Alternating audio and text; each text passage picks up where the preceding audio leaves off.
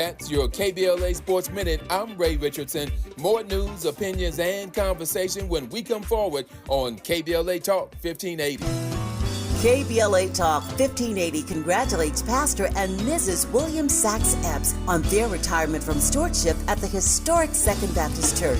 Dr. Eps has faithfully served Second Baptist as its senior pastor for 37 years. What a legacy of love and leadership. Pastor and Mrs. Eps will be honored at a luncheon on Saturday, July 26, 11 a.m. to 2 p.m. at the Sheraton Universal Hotel in Universal City, and you're invited to attend. Noted scholar Dr. Michael Eric Dyson is the keynote speaker. For ticket information, please contact epsretirement@gmail.com or call 213-399-2103. That's epsretirement@gmail.com or call 213-399-2103.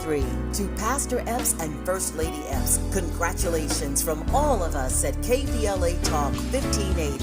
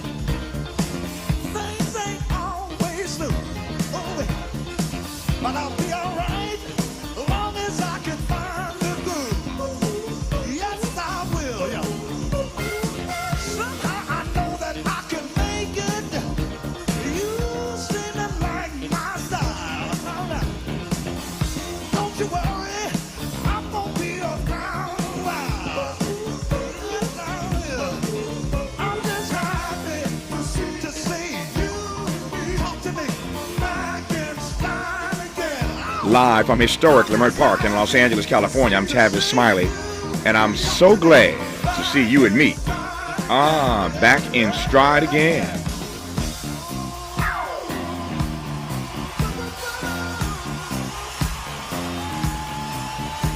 Before we get started with today's show, let me invite you to follow me on Facebook and Instagram at The Real Tavis Smiley and get updates on X, that's formerly Twitter, at Tavis Smiley. By the way, should you miss any part of today's program or want to catch up on previous shows, you can always visit thetavisSmileyShow.com. That's thetavisSmileyShow.com or wherever you get your podcast, and listen to the Tavis Smiley podcast version of this live program at your leisure. Another great show on tap for you today. In our second hour, two conversations. Up first, the former Secretary of HUD, Alphonso Jackson, on how the Trump administration can lower the cost of living and improve the lives of black folks, assuming that they care about stuff like that. I digress for now. We'll talk to Alphonso Jackson on the top side of hour two. On the B side of hour two, Duke University professor Dr. Wylin Wilson takes on black maternal mortality in her new text, Womanist Bioethics, Social Justice, Spirituality, and Black Women's Health. In our third hour, two more conversations. Up first. A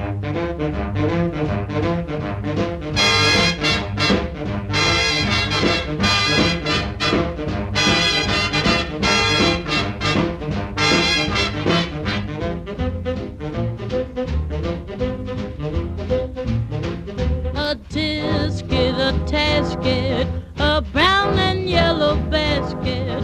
I send a letter to my mommy. On the way I dropped it, I dropped it, I dropped it. Yes, on the way I dropped it. A little girlie picked it up and put it in her pocket. Actress Georgia Hears plays Ella, the jazz singer, in the five-time Tony-nominated hit play Good Night and Good Luck, starring, of course, George Clooney. We will talk to George about being a part of the all-star cast on the top side of hour three. Technically, I'm not even sure if the character Ella the jazz singer is based on Ella Fitzgerald, but any excuse to play the music of Ella Fitzgerald is good enough for me. We'll talk to Georgia Hears on the B side. on the top side, rather, that is, of Hour 3. On the B side of Hour 3, award-winning journalist Soledad O'Brien talks about the new season of her public affairs show, Matter of Fact. I suspect we might also get into a few trending news stories today, since that is what Soledad and I do. I had some fond memories of working with Soledad. We were, I think, probably the first two African Americans to co-moderate a presidential debate way back in the day, much earlier in my career. And so there we were in the cold of Iowa, moderating a presidential debate, Soledad and yours truly. I look forward to being reunited with Soledad today on the backside of our final hour. But in this first hour today, as we celebrate the centennial year of the birth of the brother minister Malcolm X, we will have a number of conversations throughout this year unpacking his life and his legacy. You'll recall, a week or two or so ago on Monday, on his actual 100th birthday, we were joined in conversation by the eldest daughter of Malcolm X and Betty Shabazz, Ambassador Atala Shabazz. We kicked off this centennial year, as we should have, with their firstborn child. But again, throughout the year, as we celebrate 100 years of his birth, since his birth, we'll be engaging a lot of scholars and others about the life and legacy, again, of one Malcolm X. Today, it's Dr. Maulana Karenga, who has a forthcoming text called The Liberation Ethics of Hajj Malcolm, Critical Consciousness, Moral Grounding, and Transformative Struggle. Of course, you all know Dr. Karenga is the founder of Kwanzaa and chair of the Department of Africana Studies at Cal State Long Beach. Before we commence our conversation, first, some sound from the brother minister. When black people wake up and become intellectually independent enough to think for themselves, as other humans are intellectually independent enough to think for themselves, then the black man will think like a black man, and he will feel for other black people. And this new thinking and feeling will cause black people to stick together. And then at that point, you'll have a situation where when you attack one black man, you are attacking all black men. And this type of black thinking will cause all black people to stick together. And this type of thinking also will bring an end to the brutality inflicted upon black people by white people. And it is the only thing that will bring an end to it. No federal court, state court, or city court will bring an end to it. It's something that the black man has to bring an end to himself.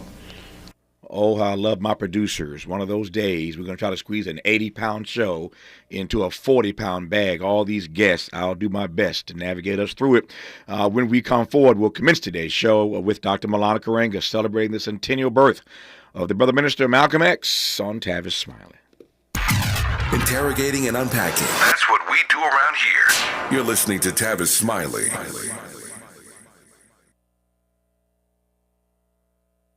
Hey there, Los Angeles. This is James Lucky Jr., publisher and editor of Los Angeles News Observer. Are you hungry for news that matters to you in the African American communities of Los Angeles? Well, buckle up, because we got the scoop you've been craving. Stay in the know and never miss a beat with our free weekly publications conveniently available near you. Or hop on the digital wave and become an exclusive subscriber at OGNSC.com. Don't forget to join the party on Instagram and Twitter at OGNSCINC for behind-the-scenes access and sizzling updates. No more FOMO.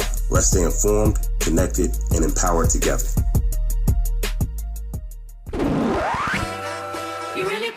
40 acres in the mule, this is bigger than the music. You really about to do it? Yeah, they tried to rig the game, but you can't fake influence. Who among us doesn't like black music? But Kendrick is right. This moment is so much bigger than music. These are serious times. We've got serious problems, and we need serious people who understand that slogans are not solutions. When you want substantial and sober analysis about things that matter to you and the ones you love, this is where you turn. We're KBLA Talk 1580, and we've got your black. The Comedy Connection series features Featuring KBLA's Zoe Williams, the voice of reason, and the alpha male of comedy, Ray Grady. We're going to transform relationship disasters into stand-up material live at Inglewood's Miracle Theater on May 31st at 7 p.m. Pacific Standard Time. My clinical team will disclose all of your dating woes, while the alpha male of comedy, Ray Grady, has hand-selected supremely talented comedians to roast all of our tragic relationship choices. I dare you to bring your ex's phone number, because Ray, he's going to text it live, and the crowd will be sourcing emojis. Tickets are moving swiftly, so don't hesitate to grab yours at themiracleinglewood.com before I diagnose your dating history as a pre-existing condition. Barbecue season is back. Hey, it's Ellen. And this is Sarah Beth. And a little thing we love about the Chick-fil-A Smokehouse Barbecue Bacon Sandwich is that zesty barbecue sauce. I love that it was a little sweet, a little tangy, and with the mac and cheese, I feel like I tasted the brown sugar bacon first. It was the absolute best combination. Pro tip, 3 sandwiches are always better than 1.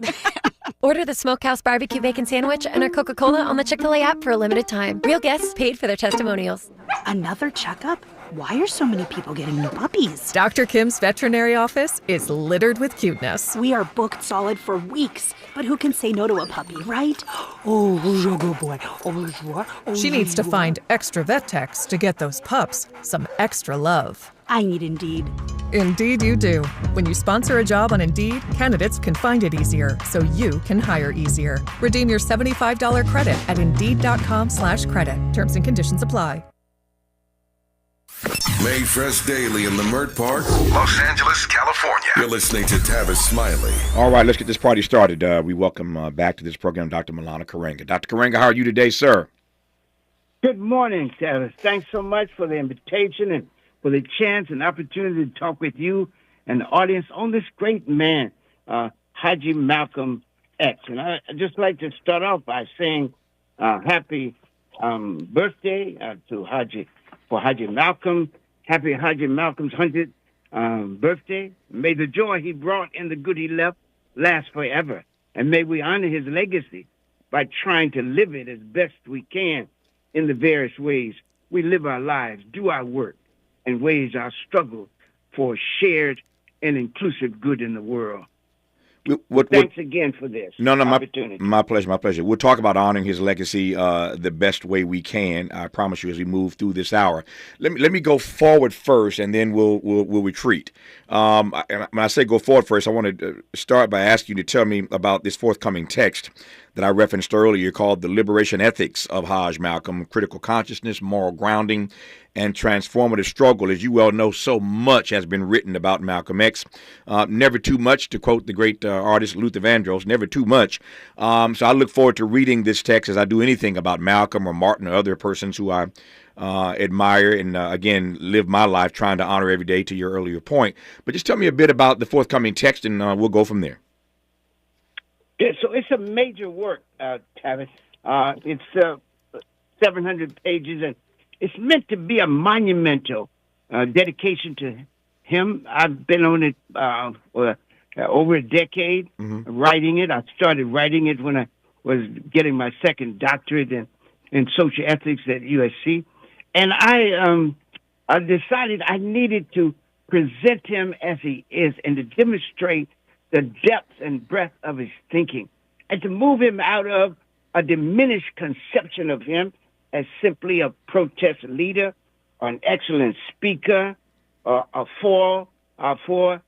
comparison, mischaracterization comparison with Dr. Martin Luther King, and also recently to rescue him from the kind of decentralizing him from his own life and trying to make him a civil rights leader rather than a revolutionary human rights leader. And as you know, he criticized the civil rights as a more limited conception of his work and what he was doing and what we should be doing. And so I titled the book, The Liberation Ethics of Hajj Malcolm X. And Hajj, of course, is a honorific for one who's made the sacred pilgrimage to Mecca. And we can say Hajj or Haji. I prefer Haji, but, Hajj is one way to say it, and Haji, the former way, of course, is Hajj, right? But Hajj is also acceptable in Arabic for this. So it's the liberation ethics of Haji Malcolm X, critical consciousness, moral grounding, and transformative struggle. And this critical consciousness, moral grounding, and transformative struggle comes from what he said as early as 1962. This is my program, 3 parts to it: wake up, clean up, and stand up. Wake up is coming into critical consciousness. Clean up is moral grounding, and stand up is transformative struggle. And this critical consciousness is everything. People talk about woke. It's Haji Malcolm that introduces this concept that we got to wake up and we got to stay woke, right? We got to stay woke. But what does it mean to wake up? They asked him, what do you mean when you say wake up? He said, wake up to your humanity, wake up to your history. He believed that the key to our understanding how to move forward, to deal with the problems of the present and to imagine a new future was to start in our history, to regain our historical conception of ourselves, to regain the remembrance of our freedom. Actually, Tavis, in order for us to think, we have to remember. If we don't remember what we already know, we can't even talk about what we know and what we ought to do.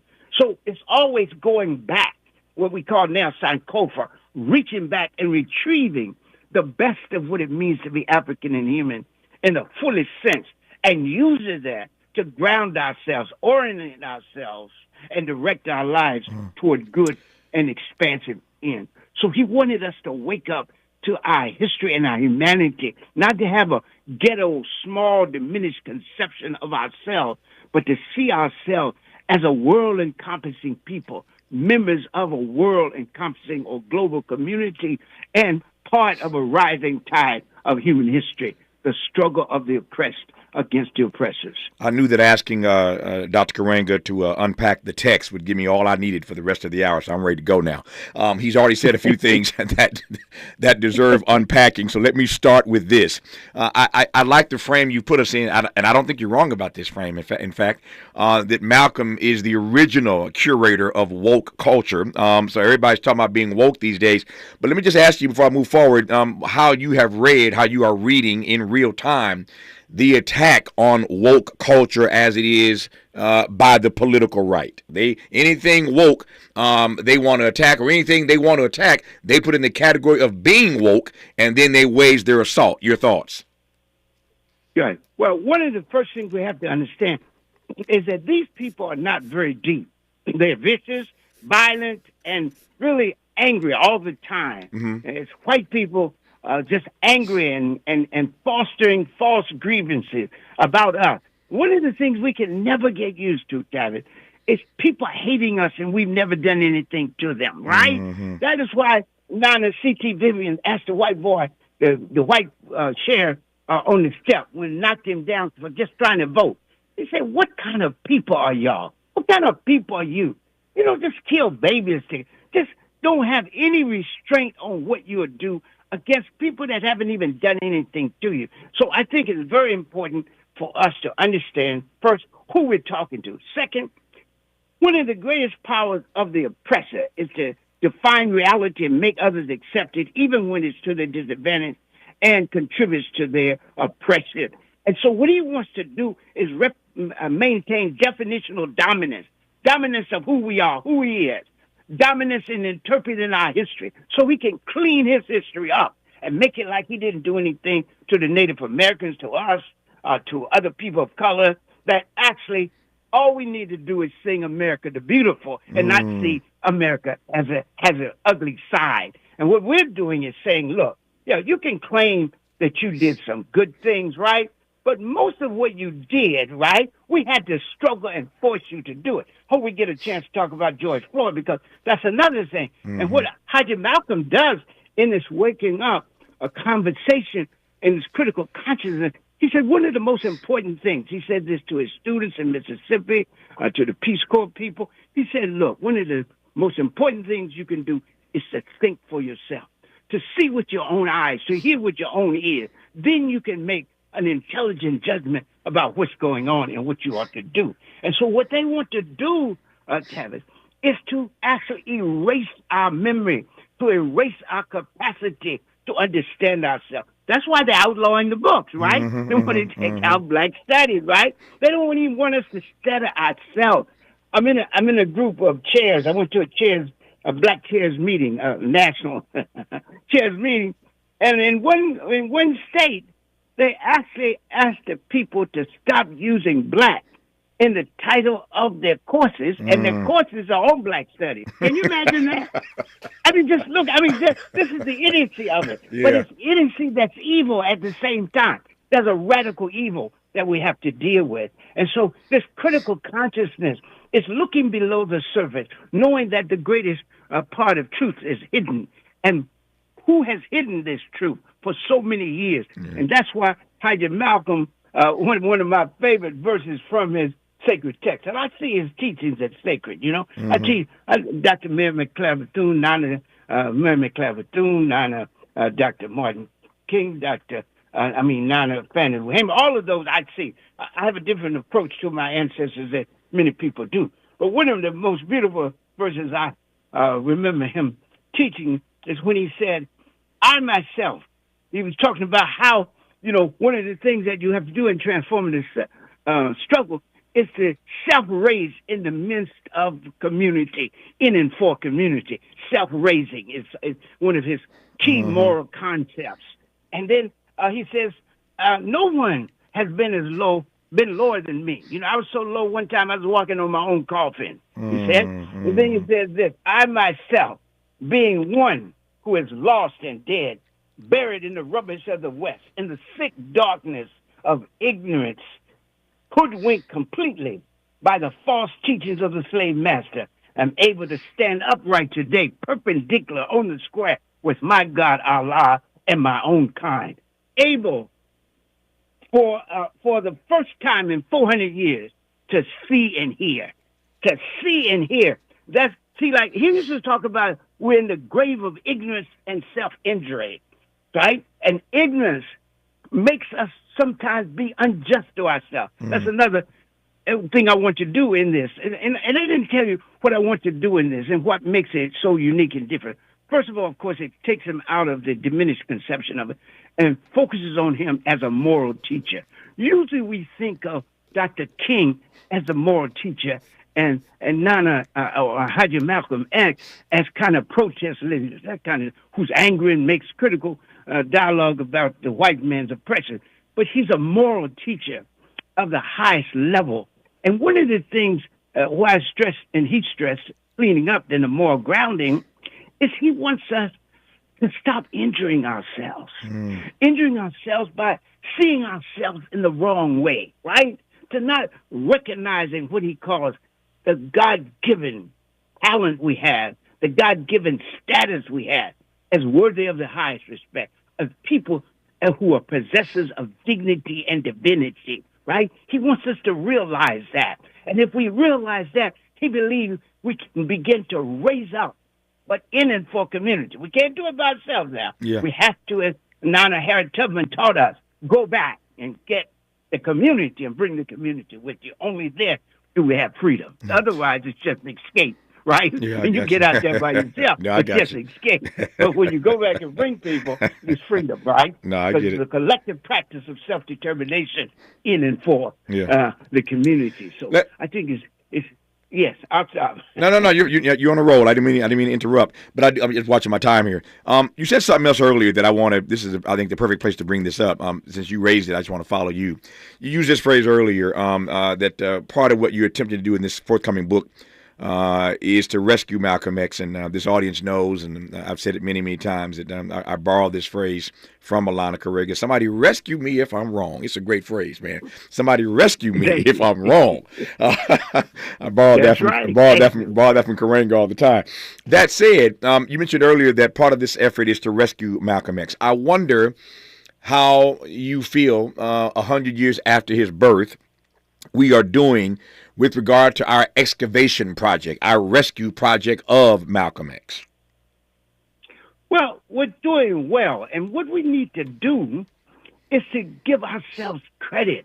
It's just like discussing the murder and martyrdom of George Floyd. A lot of time, none of George Floyd, is that we don't give ourselves credit for our achievement, right? So, like, if we start talking about none of George Floyd, the first thing the European does is put in our mind a question we have to answer. Have we progressed?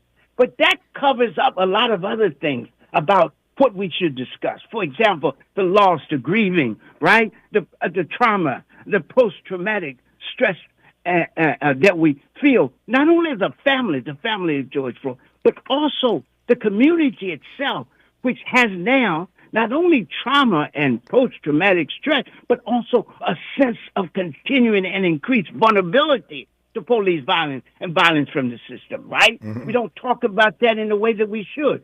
We don't talk about how whatever progress is claimed, it's because of our struggle. So we get off talking about what we achieved and how we should build on that achievement. We start talking about, oh, yeah, it's only three answers to it, yes, no, or some, and we still got to keep going. Have you ever heard of the fourth one? Right. It's the same conversation, but it does not get us to talk about what brought these people to the table in the first place and increase the death, the martyrdom of George Floyd. The martyrdom brought us into a revolt, into a struggle against this police violence in a way we hadn't done in a while, right? Ferguson was the spark that ignited a forest fire, right? But George Floyd took it to an international level that we did. And we got to talk about that and build on that and ask ourselves, how do we go from there? The other thing that happens here is that we sometimes conflate what they didn't do with what we did do. And so we end up criticizing ourselves rather than praising ourselves, taking what we did not do as well as we could and analyzing that, and then taking what we did that worked and building on that. And so what I want us to always do is that we are a struggling people. We are people in oppression and resistance, and we have ups and downs. That's what makes us so resilient and resourceful, that no matter what are the vicissitudes, the ups and downs of history, we find ourselves resilient and resourceful, sacred and soulful. And I always like to say, because I'm deep into our culture, right, the intellectual history of our culture, these three people always inform me, and I always like to talk about them. So like Nana Howard Thurman, who says to us, we are people that ride the storm and remain intact. Or Nana Gwen Brooks, who says to us, we are people who conduct our very blooming in the noise and whip of the whirlwind. And again, Nana Nanny Barris, who says, we are people that specialize in the wholly impossible. How are we possible? That's why Rosetta looks back, so my soul looks back and wonders how we got over. How did we get over? It's because we're resilient and resourceful. No, that's the question. That's the question right there. How are we possible?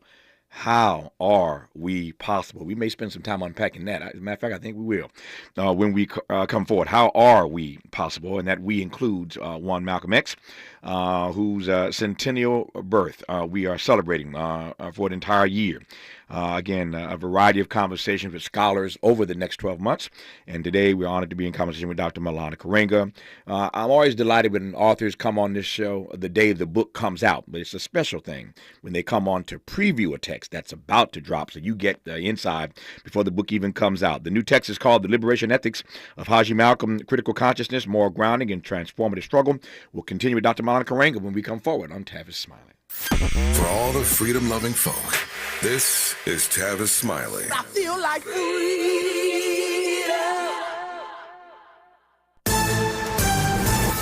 I'm Bree Wood with BIN News Now. Texas Governor Greg Abbott has signed the Child Online Safety Act into law. I firmly believe that social media is the most harmful product that our kids have legal access to. Starting next year, app stores must verify users' ages, and app makers will need parental consent before kids can make purchases, aiming to shield children from harmful content. Harvard is returning 170-year-old photos of American slaves after settling with a woman claiming descent from two of the subjects. The images, central to a legal battle, will be housed at the International African American Museum in Charleston, South Carolina.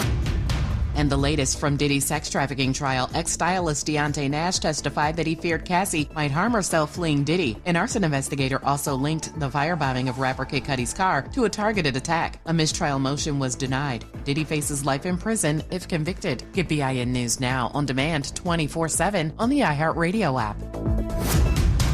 Every day, a child in poverty waits for a sponsor is another day of hopelessness. There are thousands of kids who've been waiting over a year. End their wait. Sponsor a child with compassion today. Just text the word radio to 83393. Is this the tether? This is the KBLA Sports Minute with Ray Richardson. One half of the NBA Finals is set. The Oklahoma City Thunder crushed Minnesota by 30 last night to win the Western Conference title. 34 points and 8 assists for NBA MVP Shai Gilgeous-Alexander. Second appearance for OKC in the NBA Finals. They were there in 2012 with Kevin Durant, Russell Westbrook, and James Harden. OKC lost to LeBron and the Miami Heat in 5 games. This was the second straight year Minnesota lost in the Western Conference Finals. Minnesota is one of 7 teams that have never made it to the NBA Finals. The other 6 are the Clippers, Charlotte, Sacramento, Memphis, Atlanta, and New Orleans. OKC will have a week to rest up for the finals. They will host Game 1 on Thursday, June 5th against Indiana or New York. Game 5 for the Pacers and Knicks in the Eastern Conference is tonight in New York. Indiana has a 3-1 lead. No debates, no speculation, just the info you need. That's your KBLA Sports Minute. I'm Ray Richardson. More news, opinions, and conversation when we come forward on KBLA Talk 1580. We've got a lot to talk about.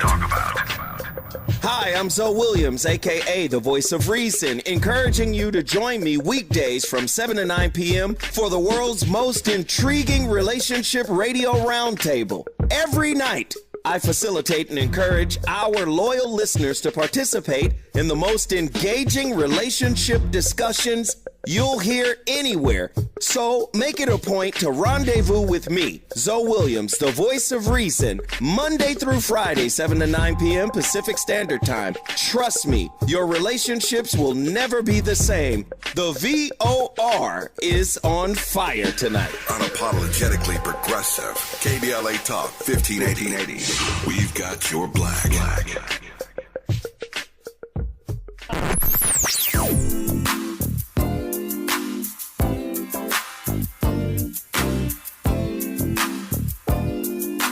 This is KBLA Talk 1580. Talk radio. That's music to your ears. We're unapologetically progressive. KBLA Talk 1580. $5,000. That's the average amount of money people in the U.S. are now spending on gas in a year. $5,000. That's crazy. If you drive, you have to download Upside, the free app that gives you cash back every time you get gas. That's right. You can earn real cash back with Upside just by buying the gas you're already buying. You can literally start earning cash back today. I use Upside every time I fill up, and I've already made around $200-$300. You're putting gas in your car anyway. Why not get real cash back? If you like free money, download Upside. I'm saving the cash I earn from using Upside to help pay for a vacation later this year. Download the free Upside app now to earn cash back every time you buy gas. Use promo code PUSH to get an extra 25 cents per gallon on your first tank. You can cash out anytime right to your bank, PayPal, or a gift card for Amazon and other brands. Just download the free Upside app and use promo code PUSH for a 25 cents per gallon bonus on your first tank. That's code PUSH for a 25 cents per gallon bonus. Paid for by government.com. Did you know? The United States Mint has issued a new Morgan silver dollar coin in proof condition for the first time. Not only that, they are also minted in 99.9% pure silver for the first time ever in history. Coin experts are calling this an amazing opportunity for anyone that knows the enduring popularity of Morgans. But you must hurry. Only 400,000 of these legal tender silver dollars were issued. These first ever Morgan silver dollars are brand new with stunning mirror-like finish, minted by the iconic San Francisco Mint. Call now and you're guaranteed a new first ever 99.9% pure silver proof Morgan dollar. To learn more, call 1-800-973-9717. If you order now, you will receive a free coin collector bonus pack, a $25 value, free with every order. Call 1-800-973-9717 now to secure your new Morgan silver dollars before they are gone. That's 1-800-973-9717.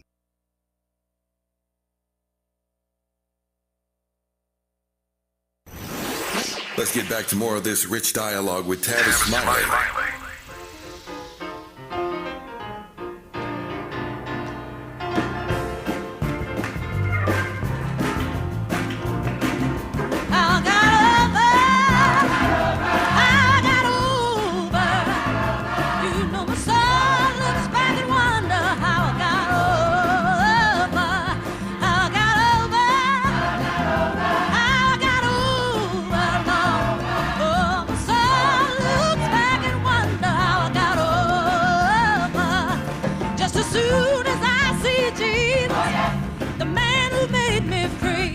It was the man who bled and suffered. You know he died for you and for me.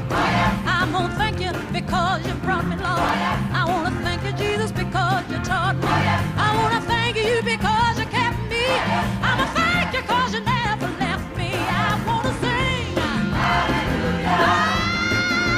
just might shout this evening. My soul looks back and wonder how I got on. You see how much I love y'all? In the first hour of this program, I played two of the greatest voices you'll ever hear.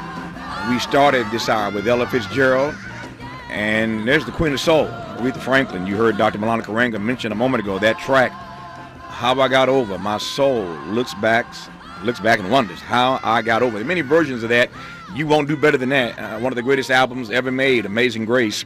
Aretha Franklin recorded live here in Los Angeles. I love that track, How I Got Over. So that leads me straight to that frame you put us in, Dr. Karenga, and I want to just spend a few minutes letting you unpack that. How is it that we are possible? It's a powerful question. How is it, after all that we have endured, that we are yet possible? Yes, I think that we start with what you just said, and that is our faith.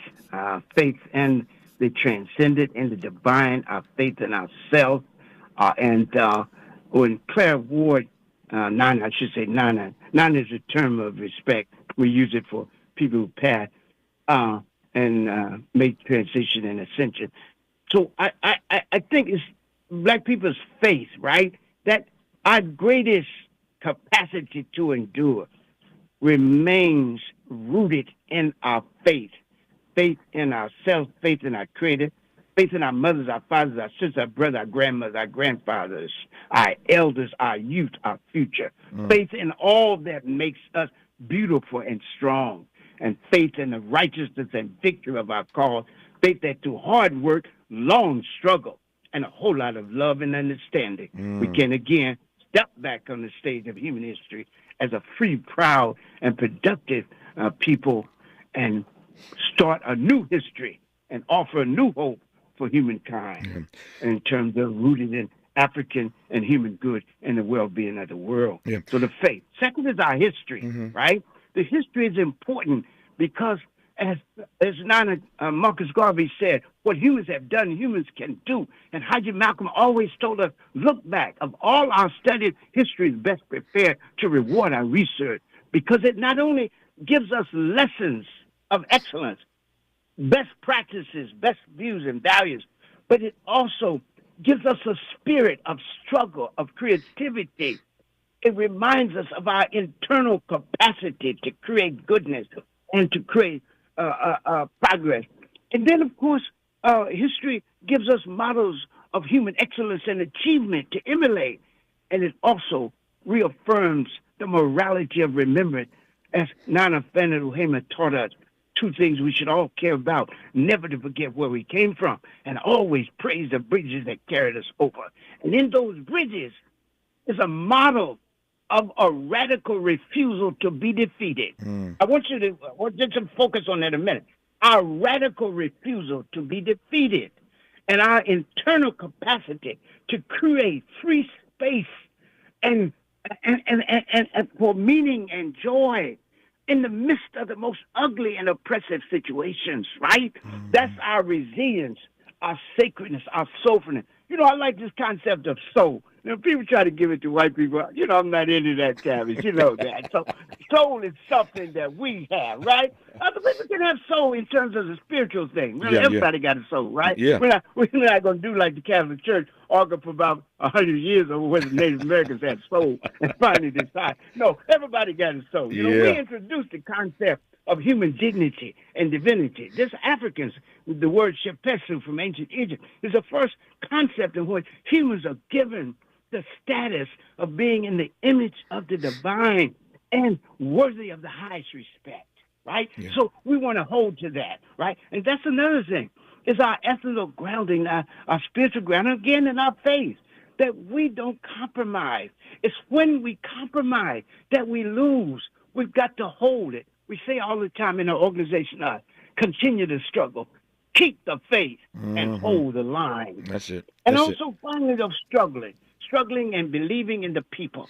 Hajj Malcolm was one who walked among the people. That's why they loved him. And if you remember, Nana Ashe Davis talked about how the people loved him, that he was our shining black friend, and didn't hesitate to die because he loved us so. And we saw that. I saw that. You know, I met Hajj Malcolm, as you know, and I was just honored when I doing my research to find that in Schaumburg that he kept one of my letters, right? And so it was just good. That was another one. And of course, I knew his widow and co-combatant and companion in all things good and beautiful, Nana, Dr. Betty Shabazz. Yeah. And I made a commitment to her, and she asked me, you know, Maulana, why don't you? Because we belong to this leadership group together, African American Leadership, a national organization.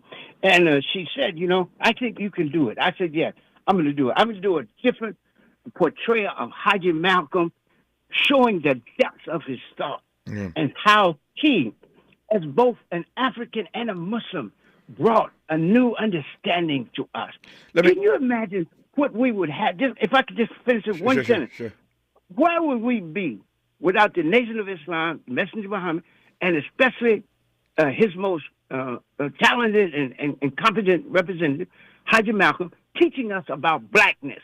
Yeah. Before we ran away from that, right? And certainly we ran away from Africa. But Hajj Malcolm taught us to get back to black, to have a cultural revolution that frees our mind and hearts and lets us respect ourselves, see ourselves in beautiful ways. He sacralized blackness, right? Okay, so go. I'm sorry. Please go on. No, I wanted you to finish. I got a tight 2 minutes here. We can continue when we come forward. I got a tight 2 minutes right here. Just top line for me in this new text forthcoming, The Liberation Ethics of Hajj Malcolm, Critical Consciousness, Moral Grounding and Transformative Struggle. Top line right quick for me, how you get into Malcolm and his personal faith journey.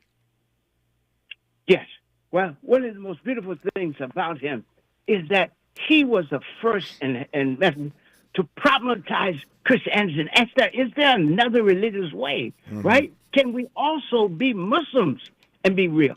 And he believed, before we knew that 20% of the people that came to this country were Muslim, before he knew that, he argued that. And when we come back, I want to talk about, that's one of the things unique about the book, is that I put him not only as an African freedom fighter, but also as a Muslim freedom fighter. We'll talk about that part when we come forward. Dr. Maulana Karenga, we're celebrating all year long the centennial birth of the Brother Minister Malcolm X. The new book forthcoming from Dr. Karenga, we're getting a preview today, is called The Liberation Ethics of Hajj Malcolm, Critical Consciousness, Moral Grounding and Transformative Struggle. More with Dr. Karenga when we come forward on Tavis Smiley. From Lamert Park with love, this is Tavis Smiley. 1 2 1 2 1 2 1 2. You ready? Somebody make some noise in this joint. KBLA Talk 1580 celebrates its 4th anniversary this year on Juneteenth. There we go again. Hard to believe 4 years has gone by so fast. Oh my God. But here we are, still standing, still loving and serving our people as best we can. Yeah, that's what I'm talking about. To celebrate our 4th anniversary, we have 4 big events, and you're invited to all of them. She got a lot to say. Let's do this. Let's get it on. On Wednesday, June 18th, we go live on C-SPAN for the second consecutive year with our Climate Justice plus Black Health Symposium. Tavis Smiley will moderate an all-star panel of thinkers and influencers as we continue our vitally important climate justice work. Hey, Tavis Smiley, call the bomb. On Thursday, June 19th, you're invited to join us as we celebrate Juneteenth and our 4th anniversary. There'll be plenty of food, fun, great music, good vibes, and all of your favorite KBLA Talk 1580 hosts will be there. Yeah, man. Flip the beat. On Saturday, June 21st, there are 2 big events you're invited to attend. I can't wait to hear it. This year, KBLA Talk 1580 continues its annual partnership with the Empowerment Congress for a community celebration and dialogue to educate, engage, and empower. This year's theme is Resilience in the Face of Chaos. Can't wait to see what's up next. Y'all ain't ready for this. And new this year is our State of Black Women in Los Angeles Symposium, moderated by Dominique DePrima, with a luncheon to follow. Dominique will be leading a dialogue with some of the most impactful Black women leaders in Los Angeles, and you're invited to join. This is it. All of these events are free, but seating is limited, so you must register in advance at our KBLA1580.com website, where you can find all the details you need about each event. Check it out. It's our 4th anniversary, and we would love to celebrate it with you. I love you guys so much. There's nothing you can do about it. We're KBLA Talk 1580. The only black talk radio station west of the Mississippi. Thank you for having our black. Happy anniversary, KBLA! We love you. Love you. We ask seniors how to prevent Medicare scams. My best advice, if you get a phone call, do not talk to the person. These people are well trained. Don't talk to them. They don't know me. They're just trying to scam me. Don't be fooled. Hang up. Just hang up. Never give out your Medicare number. They're going to get your number to put in a false claim. If I get a call from someone, I don't pick up the phone. And should I pick up the phone and they ask for information, then I hang up. How do you detect Medicare fraud?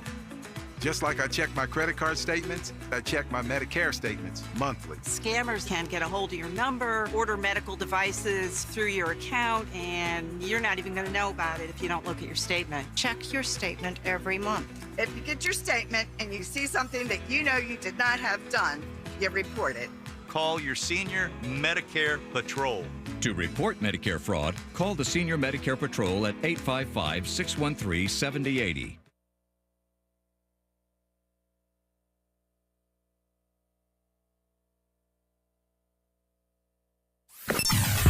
Sometimes he fails at fitting in. But we're okay with that. You're inside the Tavis Smiley Show. Who taught you to hate the texture of your hair? Who taught you to hate the color of your skin to such extent that you bleach to get like the white man? Who taught you to hate the shape of your nose and the shape of your lips? Who taught you to hate yourself from the top of your head to the soles of your feet? Who taught you to hate your own kind? Who taught you to hate the race that you belong to? So much so that you don't want to be around each other. No, before you come asking Mr. Muhammad, does he teach hate? You should ask yourself, who taught you to hate being what God gave you? There's your setup, Dr. Karenga. You wanted to make your point about his being a Muslim. Take it away. Dr. Karenga, is your mute button on, sir? Is your mute button on? Can't hear you. Yes, you know you're right. You've done this a long time. Yeah, I've done it a few times. Yeah. So the central aim of my work is to expand and deepen the discussion of Hajj Malcolm and his ideas as a Muslim by critical and constructive engagement, reading his socio-ethical thoughts as an ethics of liberation, right? And to offer a distinctly different understanding and approach than the existing studies of Hajj Malcolm. And I want to pose his liberation ethical insights as one that is rooted in both African tradition, African American and continental, diaspora in Africa, as well as Islamic thought. And he says, I'm a Muslim, and as a Muslim, I'm quoting him here now. I'm a Muslim, and as a Muslim, I feel duty-bound to fight for the spread of Islam. But I am also one of the 22 million oppressed African Americans, and I never overlooked the miserable plight of my people in America. Therefore, my fight is twofold. My burden is double. My responsibility multiple. And he said that he wanted to make sure that he stressed the capacity of Africans to free themselves and be themselves, as we say. Mm-hmm. And so I want to follow him and conduct my discussion of him in terms of his self-understanding as an African, particularly an African-American, a Muslim, and a freedom fighter committed to the liberation of his people and the liberation of the oppressed peoples of the world. And I wanted to pose, see, this is important, pose his philosophy as usable for our time, right? I want to show his ethical thought as a useful and fruitful resource for moral reflection and practice in engaging the life situation and critical issues of our time. For example, how do we live our lives of dignity, decency, and meaning? How do we deal with continuing issues of injustice, unfreedom, inequity, suffering, oppression, and the practice of resistance and liberation in the world? And so the central thrust here is to critically extract and examine both his implicit and explicit moral conceptions and understanding. And one of the most important ones in both his, at the center of his teaching, is the capacity for self-raising, right? And so what I've done, and you know, he has affected my philosophy, Qaeda, and this is in a Qaeda framework. And one of the things that I get from his teachings and from my other reading in Qaeda is that his teaching of resistance is beyond opposition to the white man. He has to criticize the white man, but he has to also affirm us, right? So I saw resistance as three things here. Hold that thought. We're gonna wrap with that.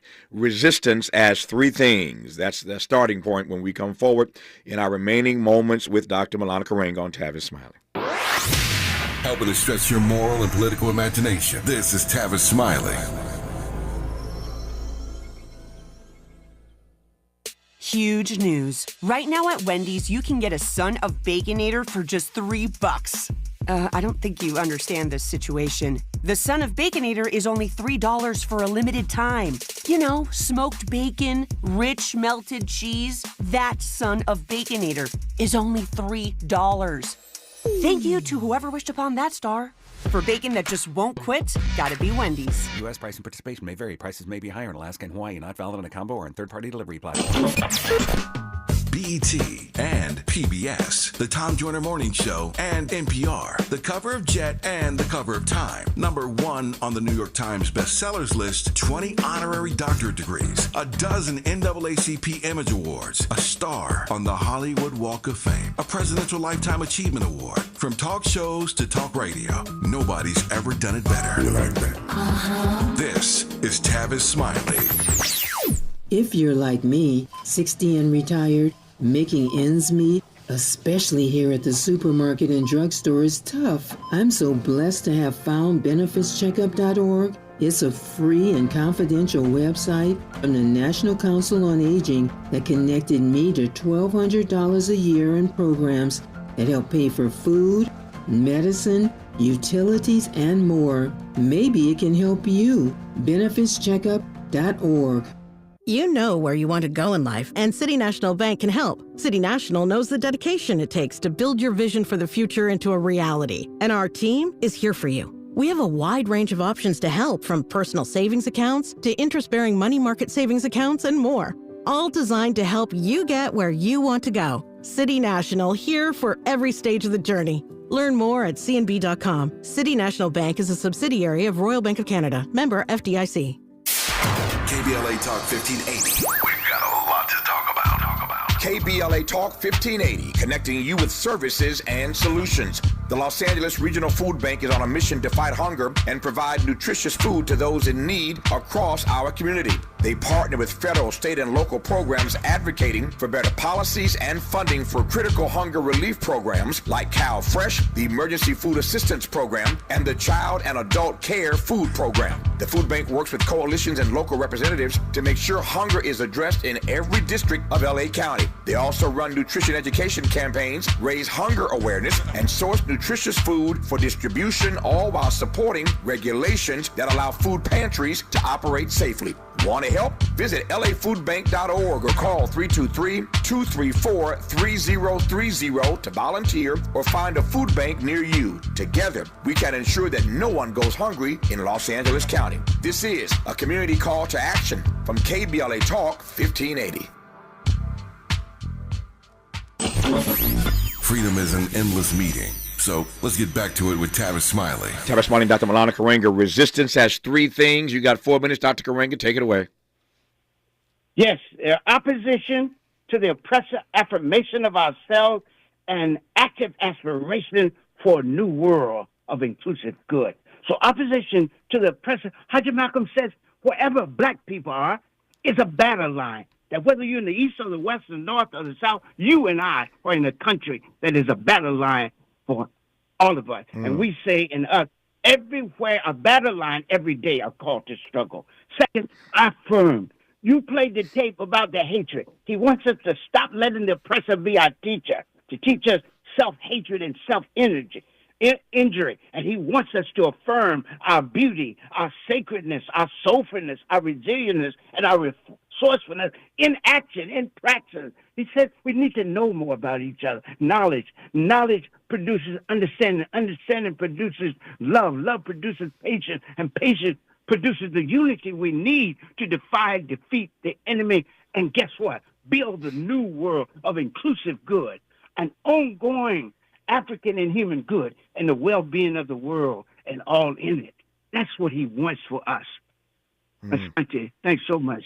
No, I deeply appreciate it. Thank you. No, you did that quickly. Let me close by asking this. We talked earlier about but how in fact we are doing in rescuing Malcolm X, in excavating him from the frame that he was in for so long. Is it your belief that in the years to come we will have a better understanding of him, and at some point see him in his full glory? That's the whole point of the book. That's what I hope this book does. Yeah. Puts us in a different direction so that we play also not just what he says got wrong with us, but what he says that's right with us and has so much potential and power for us. And I want us to say this. Continue the struggle. Keep the faith. Hold the line. Love and respect our people and each other. Seek and speak truth. Do and demand justice. Be constantly concerned with the well-being of the world and all in it, and dare help reveal the overarching movement that prefigures and makes possible the good world we all want and deserve to live in and leave as a legacy worthy of the name and history Africa. That's Hajj Malcolm. As I said, and thank you again, Tavis. No. Thank you for the good work you do in creating this space for us to discuss these critical issues. No, I'm glad to have you step into this space from time to time, and no better time than the present to have him step into this space as we celebrate for the next 12 months the centennial birth of the brother minister Malcolm X. Any number of scholars and others will be coming through here over again the next year. The forthcoming book from Dr. Karenga, we'll have him on, of course, when the book comes out, but the forthcoming text is called The Liberation Ethics of Hajj Malcolm, Critical Consciousness, Moral Grounding, and Transformative Struggle. He, of course, is the founder of Kwanzaa, which we'll be celebrating, of course, later this year, and the chair of Africana Studies at Cal State Long Beach. Dr. Karenga, thanks for your insight, sir. Enjoy the rest of your day. Thank you for your time. Same to you. Thank you, Tavis. My pleasure. More of Tavis Smiley when we come forward. KBLA 1580 Santa Monica. I'm Bree Wood with BIN News Now. Texas Governor Greg Abbott has signed the Child Online Safety Act into law. I firmly believe that social media is the most harmful product that our kids have legal access to. Starting next year, app stores must verify users' ages, and app makers will need parental consent before kids can make purchases, aiming to shield children from harmful content. Harvard is returning 170-year-old photos of American slaves after settling with a woman claiming descent from two of the subjects. The images, central to a legal battle, will be housed at the International African American Museum in Charleston, South Carolina.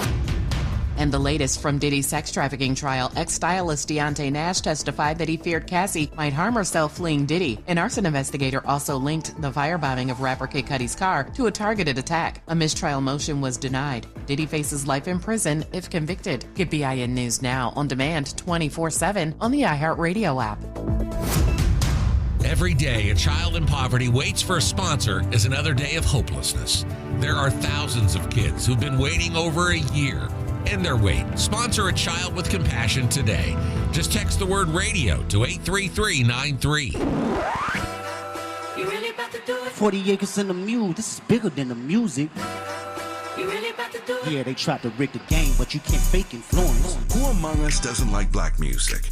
But Kendrick is right. This moment is so much bigger than music. These are serious times. We've got serious problems, and we need serious people who understand that slogans are not solutions. When you want substantial and sober analysis about things that matter to you and the ones you love, this is where you turn. We're KBLA Talk 1580, and we've got your black. Baby! 1 2 1 2 1 2 1 2. You ready? Somebody make some noise in this joint! KBLA Talk 1580 celebrates its 4th anniversary this year on Juneteenth. Here we go again! Holla, Hard to believe 4 years has gone by so fast. Oh my God! But here we are, still standing, still loving and serving our people as best we can. Yeah, that's what I'm talking about. To celebrate our 4th anniversary, we have 4 big events, and you're invited to all of them. She got a lot to say. Let's do this. Let's get it on! On Wednesday, June 18th, we go live on C-SPAN for the 2nd consecutive year with our Climate Justice plus Black Health Symposium. Tavis Smiley will moderate an all-star panel of thinkers and influencers as we continue our vitally important climate justice work. Hey, Tavis Smiley, talk about. On Thursday, June 19th, you're invited to join us as we celebrate Juneteenth and our 4th anniversary. There will be plenty of food, fun, great music, good vibes, and all of your favorite KBLA Talk 1580 hosts will be there. Yeah, man. Flip the beat. On Saturday, June 21st, there are 2 big events you're invited to attend. I can't wait to hear it. This year, KBLA Talk 1580 continues its annual partnership with the Empowerment Congress for a community celebration and dialogue to educate, engage, and empower. This year's theme is resilience in the face of chaos. Can't wait to see what's up next. Y'all ain't ready for this. And new this year is our State of Black Women in Los Angeles Symposium, moderated by Dominique DePrima, with a luncheon to follow. Dominique will be leading a dialogue with some of the most impactful Black women leaders in Los Angeles, and you're invited to join. This is it. All of these events are free, but seating is limited, so you must register in advance at our KBLA1580.com website, where you can find all the details you need about each event. Check it out. It's our 4th anniversary, and we would love to celebrate it with you. I love you guys so much. There's nothing you can do about it. We're KBLA Talk 1580. The only black talk radio station west of the Mississippi. Thank you for having our black. Happy anniversary, KBLA. Love you. Love you.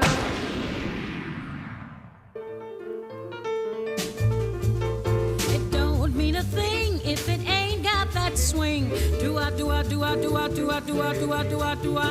don't mean a thing. All you gotta do is sing. Do I. It makes no difference if it's sweet or hot. Just give that rhythm everything you got. Oh, it don't mean a thing if it ain't got that swing. Do I. It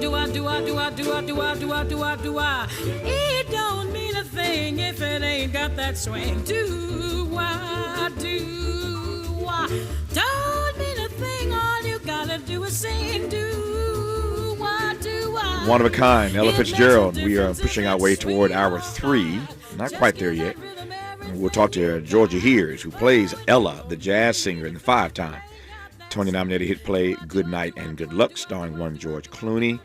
They just broke box office records for the most money ever made for a Broadway show. So we'll talk to Georgia Hears, again, who plays Ella, the jazz singer, at the top of our 3rd hour. We're doing our best to squeeze an 80-pound show into a 40-pound bag today.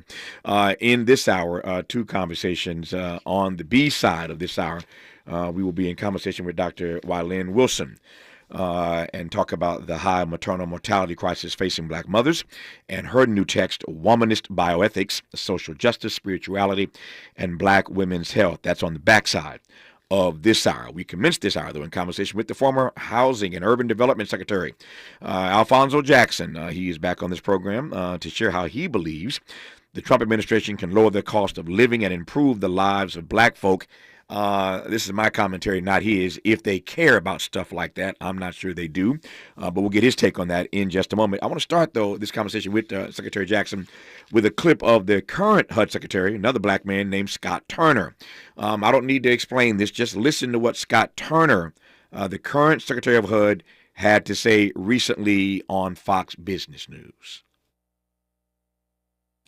Mr. Secretary, you co-wrote a New York Times op-ed along with RFK Jr., Brooke Rollins, Dr. Oz. You suggested that there should be new qualifications to receive the welfare benefits. You write, able-bodied adults receiving benefits must work, participate in job training, or volunteer in their communities at least 20 hours a week.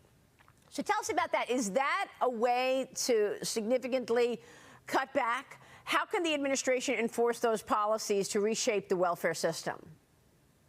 Well, Maria, I think it's a paradigm shift. You know as well as I do, work restores dignity. Yeah. Work brings pride. You know, and our welfare system deviated from what it was intended to be from its origin. It was intended for the most vulnerable, to the most needy in our country. But now we've created welfare as a lifestyle in our country. And you know, America is not a welfare state. America is a country of opportunity and a country of entrepreneurship.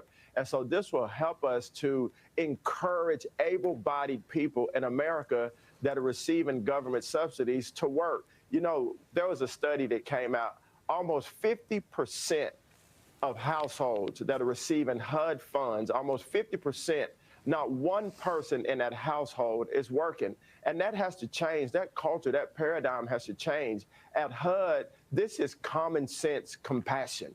We want to help people and invigorate and encourage people to work, able-bodied people to work. We're not talking about the elderly. We're not talking about those that are disabled. Able-bodied, able-minded people that are receiving HUD funding should go to work to restore dignity, Maria. Maria, you get up early in the morning and you work, you serve. And so we want to give other people and encourage others the same opportunity. And so this is a great step forward, working with our colleagues at Agriculture and also Health and Human Services and Dr. Oz to be kind of a catalyst to change the trajectory of the lives of people in our country. All right, so that is sound of the current HUD Secretary, Scott Turner, on dismantling welfare, the welfare lifestyle, to use his phrase, in the U.S. That was him in conversation with Maria Bartiromo on Fox Business News. Now, I've been around long enough to have seen this debate more times than I care to even acknowledge. I can take you back to the Reagan era. You were around then when he was calling people welfare queens. That's a Republican. I could take you to the Democratic era of Bill Clinton when he got in trouble trying to advance notions of welfare reform. Many of us at the time called it welfare deform. And Bill Clinton was so off the mark then. He's my friend, but he was so off the mark then that the husband of Marion Wright Edelman, a poverty scholar in his own right, Peter Edelman, resigned in protest from the Trump administration. Now, you got to remember that the Edelmans, Marion Wright Edelman and Peter Edelman, were dear friends, close friends of Hillary and Bill Clinton. And yet that friendship got disrupted because Peter Edelman resigned his high post in the Clinton administration over Bill Clinton's welfare deform, as he put it, not welfare reform. So here we are all these years later, once again, in yet another conversation about welfare and work. Our guest in this half hour is Alphonso R. Jackson. He's the former Secretary of the Housing and Urban Development Department. It would be under George W. Bush. So when we come forward, two things. I want to get his take on what he just heard Scott Turner say and what his read is of this conversation, once again, about welfare in this country, specifically as it relates to HUD, as it relates to housing. We'll get his thoughts on the comments of Secretary Turner. And then I want to hear more expressly his views about how the Trump administration can lower the cost of living and improve the lives of black folk if they are truly interested in doing so. I'll cut him loose for the rest of the half hour when we come forward. Alphonso Jackson on Tavis Smiley. From California to the Carolinas, everybody's listening to Tavis. More when we come forward.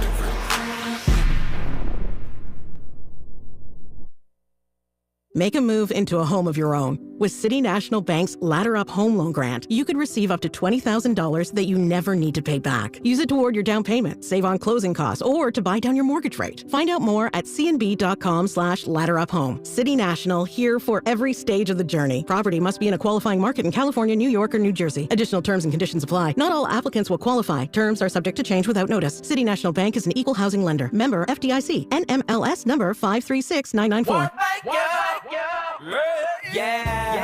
The California Crusader newspaper would like to thank all of our subscribers for their support throughout the years, proudly serving the South Los Angeles and South Bay areas for more than 40 years. The California Crusader is a multicultural, black-owned, adjudicated newspaper that focuses on providing newsworthy information to the people in our community. We're constantly looking for ways to assist businesses in our community to connect with our subscribers. We provide low-cost, effective ways to promote your business with our reasonable and affordable advertising rates. You can participate by suggesting, sharing, and submitting your stories on the California Crusader newspaper Community Share Facebook group page, or visit our website at cal-cruise-news.com. That's calcruisenews.com. Then click on the Submit Now button located on the top right corner of the homepage, or text CCN to 42828. Again, text CCN to 42828. The California Crusader newspaper, working together to build a better community for our future. Subscribe today.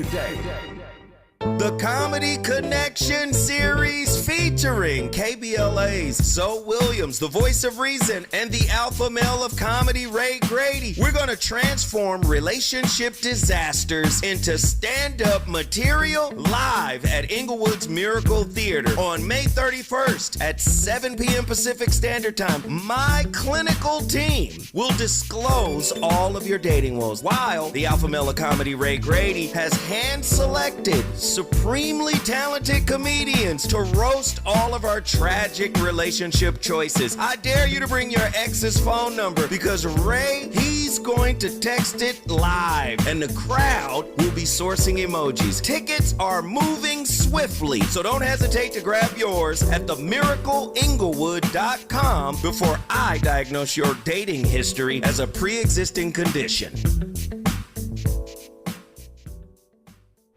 What? All the budget has to be used now? And we can use all the media buy? Javier's marketing firm just got its dream funding. Okay, ideas. Bobbleheads. No. T-shirt cannon. I seriously need some help here. He needs to find marketing managers who are worth every dollar. I need Indeed. Indeed you do. Sponsoring a job on Indeed gives it a visibility boost, so you can hire faster. Redeem your $75 credit at Indeed.com/credit. Terms and conditions apply. Sometimes he fails at fitting in, but we're okay with that. You're inside the Tavis Smiley Show.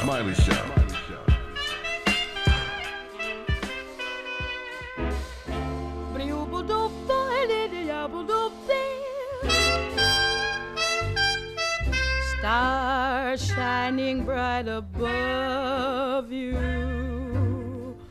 Night breezes seem to whisper, I love you.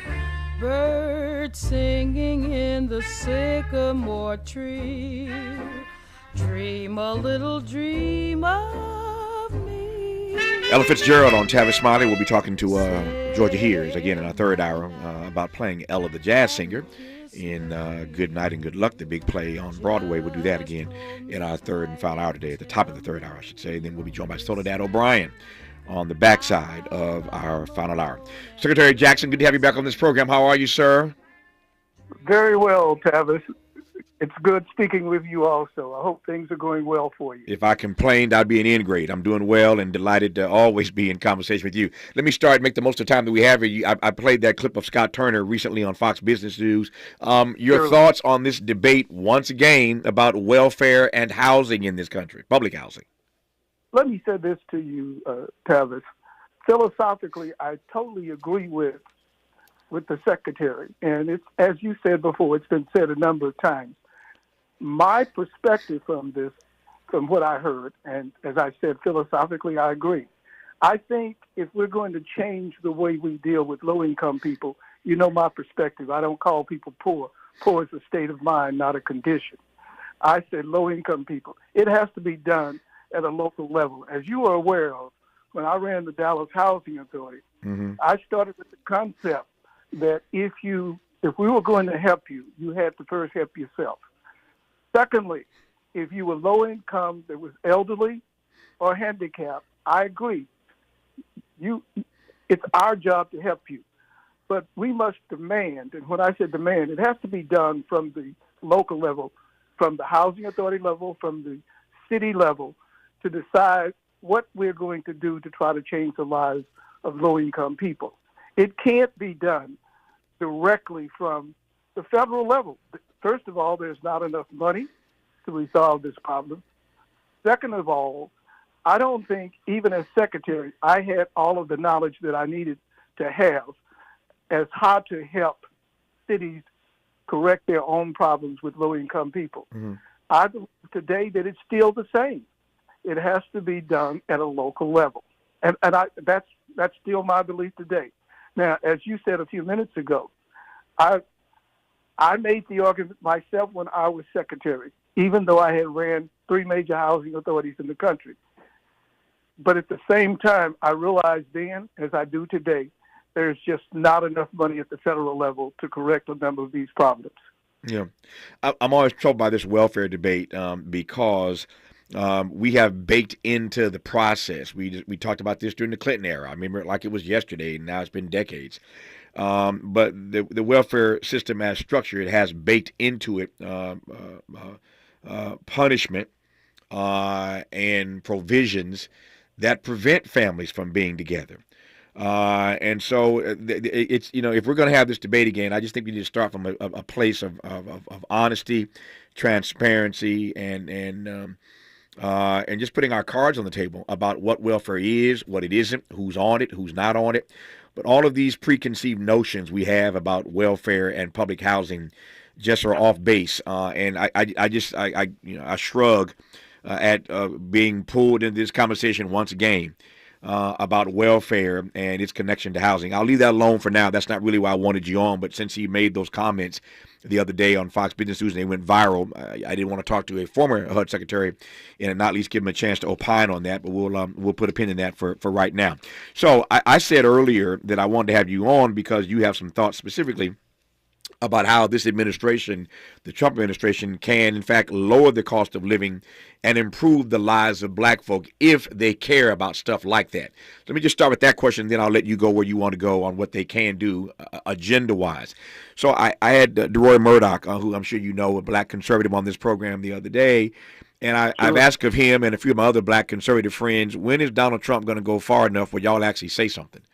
I ran a whole list of all the things he's done to make it abundantly clear to me that he does not have the interest of black folk at heart. Just doesn't. I won't waste my time running through that list again, but it ranges from the attack on DE&I to announcing the other day they don't care about police accountability in cities all across this country, even as black people continue to be killed by cops 5 years after the murder of George Floyd. I ain't got time to go there, not trying to put you in that box at the moment.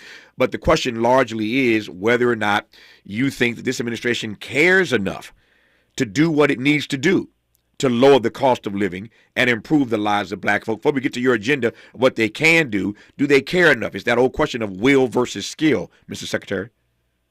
Yes, I do believe that. And let me tell you again why I believe that. I think what he's trying to do now with Fannie Mae and Freddie Mac, by making sure that people have the ability to lower the cost of improving their abilities to get out of public or low-income housing, to me is a very positive step.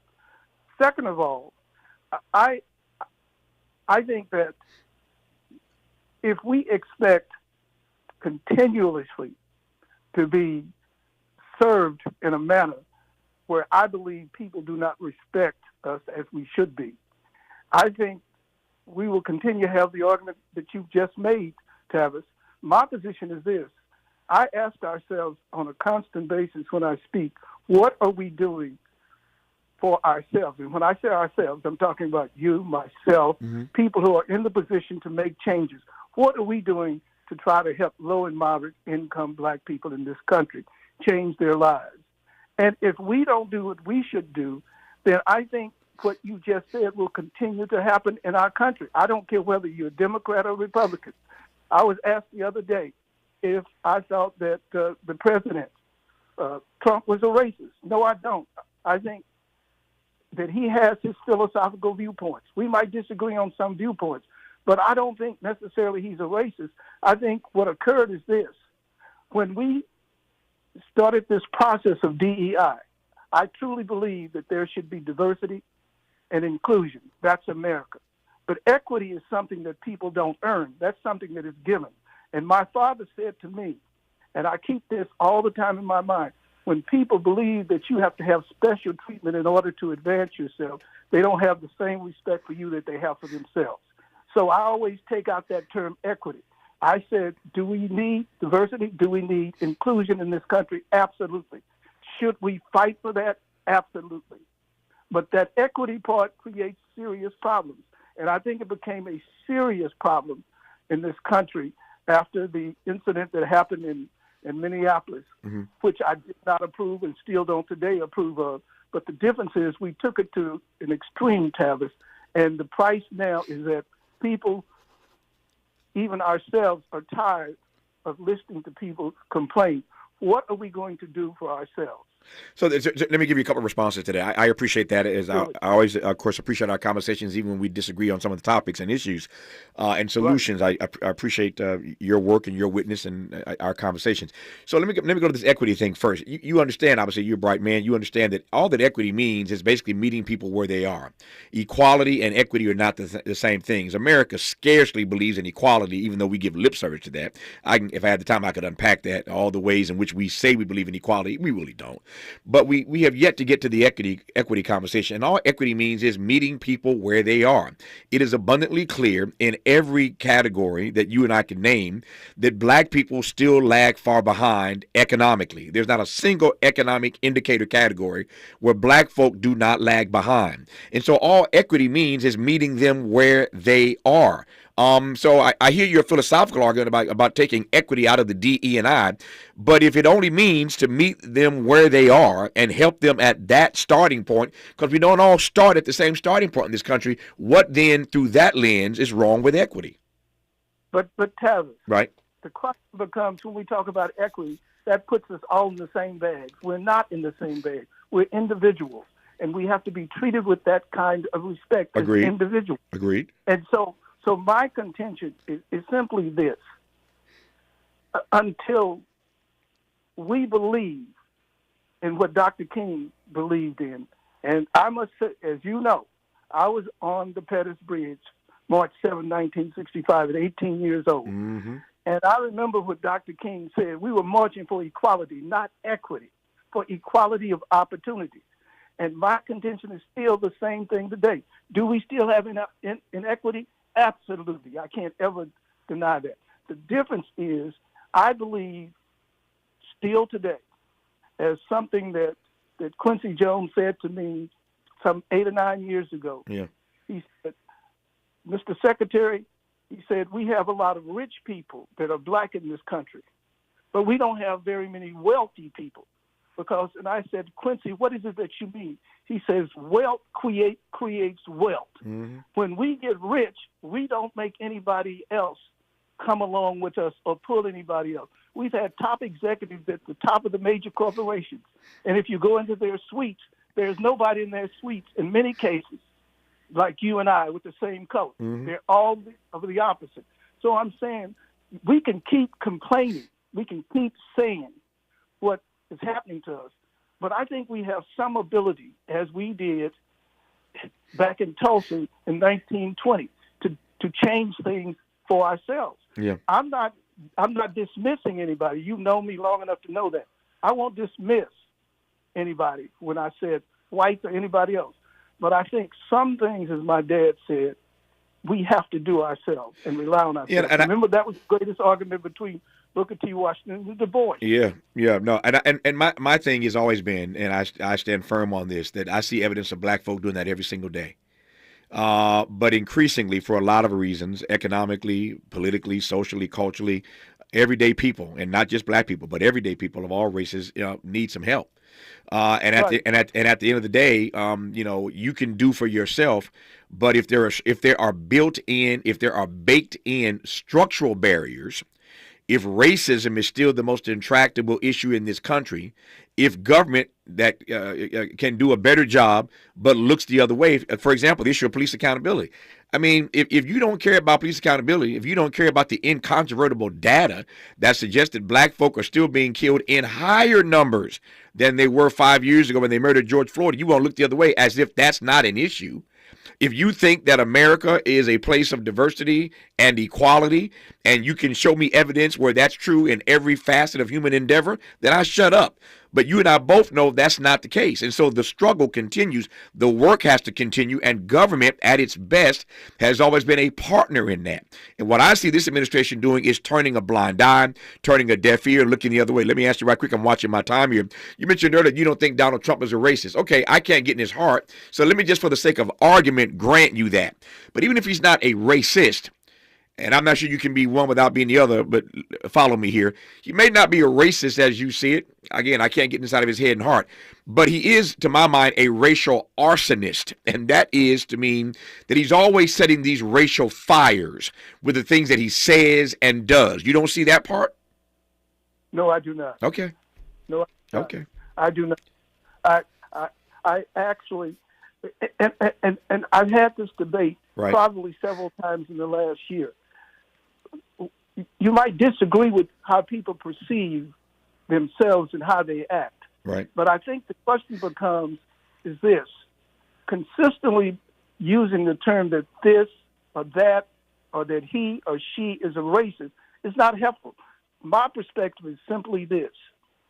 The question becomes, in spite of all of that, and you and I have gotten to the very top in spite of all of the troubles that we've seen and faced in our lives. I think it's our responsibility, as I said at the Horatio Alger group, it's our responsibility to make sure that our kids know that we are there and that we give them every opportunity that they need to overcome whatever the obstacles are that they're facing.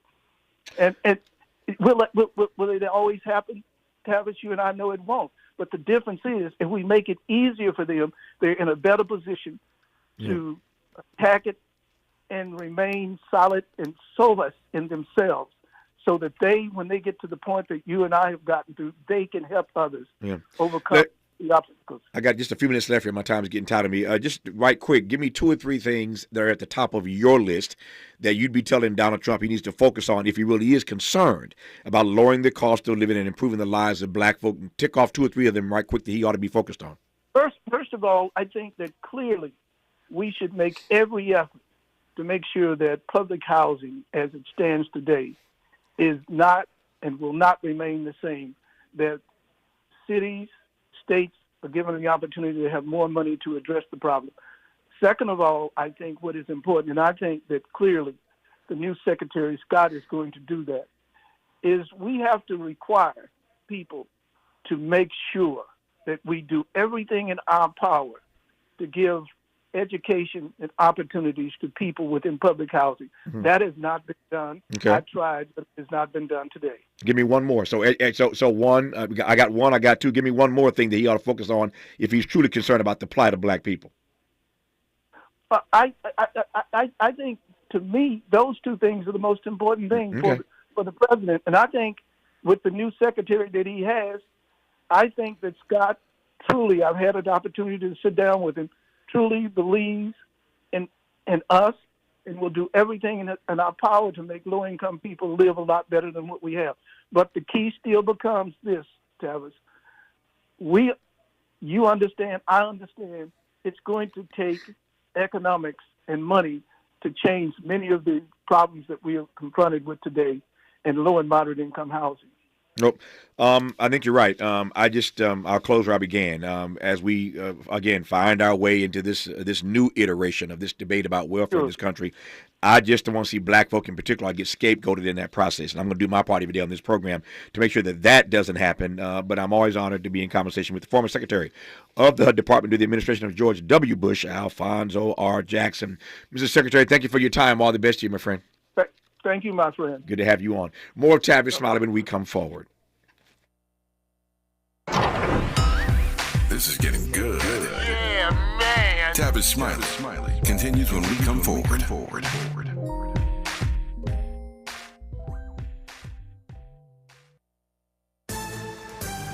I'm Bree Wood with BIN News Now. Michigan Governor Gretchen Whitmer is reacting after President Trump said he will look at pardoning the men convicted of plotting to kidnap her in 2020. I'm very disappointed that they're even considering it, frankly. When the president was shot at in Pennsylvania, I was one of the first people on either side of the aisle to condemn it. She said she'll be making her thoughts known to the White House, and she hopes what she says will be taken into consideration. EA has canceled its Black Panther game and shut down Cliffhanger Games. The move shifts focus to titles like Battlefield, The Sims, and Apex Legends. EA continues work on Iron Man, Star Wars Jedi, and Mass Effect. And the original Broadway cast of Hamilton is returning for a special 10th anniversary performance at the Tony Awards. Lin-Manuel Miranda, Leslie Odom Jr., and Daveed Diggs will all take the stage next month. Get BIN News Now on demand 24/7 on the iHeartRadio app. Think It Up is an initiative to activate student-powered, teacher-led learning projects. Students and teachers, how can you spark great learning experiences in your classrooms today? Join at thinkitup.org. Every day, a child in poverty waits for a sponsor is another day of hopelessness. There are thousands of kids who've been waiting over a year. End their wait. Sponsor a child with compassion today. Just text the word radio to 83393. Is this the tiger? This is the KBLA Sports Minute with Ray Richardson. I'm a bad man. One half of the NBA Finals is set. The Oklahoma City Thunder crushed Minnesota by 30 last night to win the Western Conference title. 34 points and 8 assists for NBA MVP Shai Gilgeous-Alexander. Second appearance for OKC in the NBA Finals. They were there in 2012 with Kevin Durant, Russell Westbrook, and James Harden. OKC lost to LeBron and the Miami Heat in 5 games. This was the second straight year Minnesota lost in the Western Conference Finals. Minnesota is one of 7 teams that have never made it to the NBA Finals. The other 6 are the Clippers, Charlotte, Sacramento, Memphis, Atlanta, and New Orleans. OKC will have a week to rest up for the finals. They will host Game 1 on Thursday, June 5th against Indiana or New York. Game 5 for the Pacers and Knicks in the Eastern Conference is tonight in New York. Indiana has a 3-1 lead. No debates, no speculation, just the info you need. That's your KBLA Sports Minute. I'm Ray Richardson. More news, opinions, and conversation when we come forward on KBLA Talk 1580.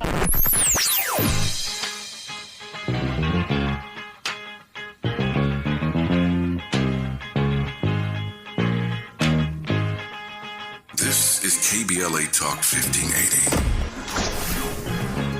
Talk radio. That's music to your ears.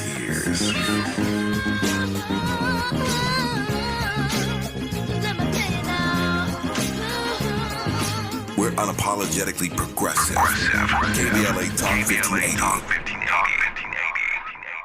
Paid for by government.com. Did you know? The United States Mint has issued a new Morgan silver dollar coin in proof condition for the first time. Not only that, they are also minted in 99.9% pure silver for the first time ever in history. Coin experts are calling this an amazing opportunity for anyone that knows the enduring popularity of Morgans. But you must hurry. Only 400,000 of these legal tender silver dollars were issued. These first ever Morgan silver dollars are brand new with stunning mirror-like finish, minted by the iconic San Francisco Mint. Call now and you're guaranteed a new first ever 99.9% pure silver proof Morgan dollar. To learn more, call 1-800-973-9717. If you order now, you will receive a free coin collector bonus pack, a $25 value, free with every order. Call 1-800-973-9717 now to secure your new Morgan silver dollars before they are gone. That's 1-800-973-9717. Olay Indulgent Moisture Body Wash. It's me, Olay Indulgent Moisture Body Wash. I see those dry elbows, baby. But don't worry, get moisturized right in the shower. So hydrated you can skip the lotion after. Don't wanna see it dry no more. Skin so moisturized with body wash. Look at you now, no more dry skin. Your skin gets the moisture it craves with Olay Indulgent Moisture Body Wash. Huge news. Right now at Wendy's, you can get a Son of Baconator for just $3. I don't think you understand this situation. The Son of Baconator is only $3 for a limited time. You know, smoked bacon, rich melted cheese. That Son of Baconator is only $3. Thank you to whoever wished upon that star. For bacon that just won't quit, gotta be Wendy's. U.S. price and participation may vary. Prices may be higher in Alaska and Hawaii, not valid on a combo or on third-party delivery platform. Texting enrolls you into recurring automated text messages. Consent not required to purchase. Message and data rates may apply. Hey, Dan, how you doing? Haven't seen you around the gym for a while. Yeah, I've really fallen off. Since I turned 40, I just don't get the results I used to get. Could be lower testosterone. Lower T? Yeah, I went through it a while back. Once you hit 40, your body has less free testosterone. I got Nugenix Total T, and it's made a huge difference for me. I've seen that ad on TV. Is it for real? Oh, yeah. The key ingredient is something called Tesnor, which helps boost free and total testosterone levels to help you trim up and stay lean. And it's made a difference for you? Man, I feel like I'm in my 20s again, at work, in the gym, and in the bedroom. Are they still giving out complimentary bottles for people to try it for themselves? Yeah, you just need to send them a text. Text TIGER to 321-321 right now for your complimentary bottle of Nugenix Total T, the #1 selling testosterone booster at GNC. Plus, text now and we'll include a bottle of Nugenix Thermo, our most powerful fat incinerator ever, to help you get back into shape fast. Absolutely free. Text TIGER to 321-321. That's TIGER to 321-321. He's a paradigm pioneer and the top-rated African-American talk show host in the nation, according to Talkers Magazine. You're tapped in with Tavis Smiley right now.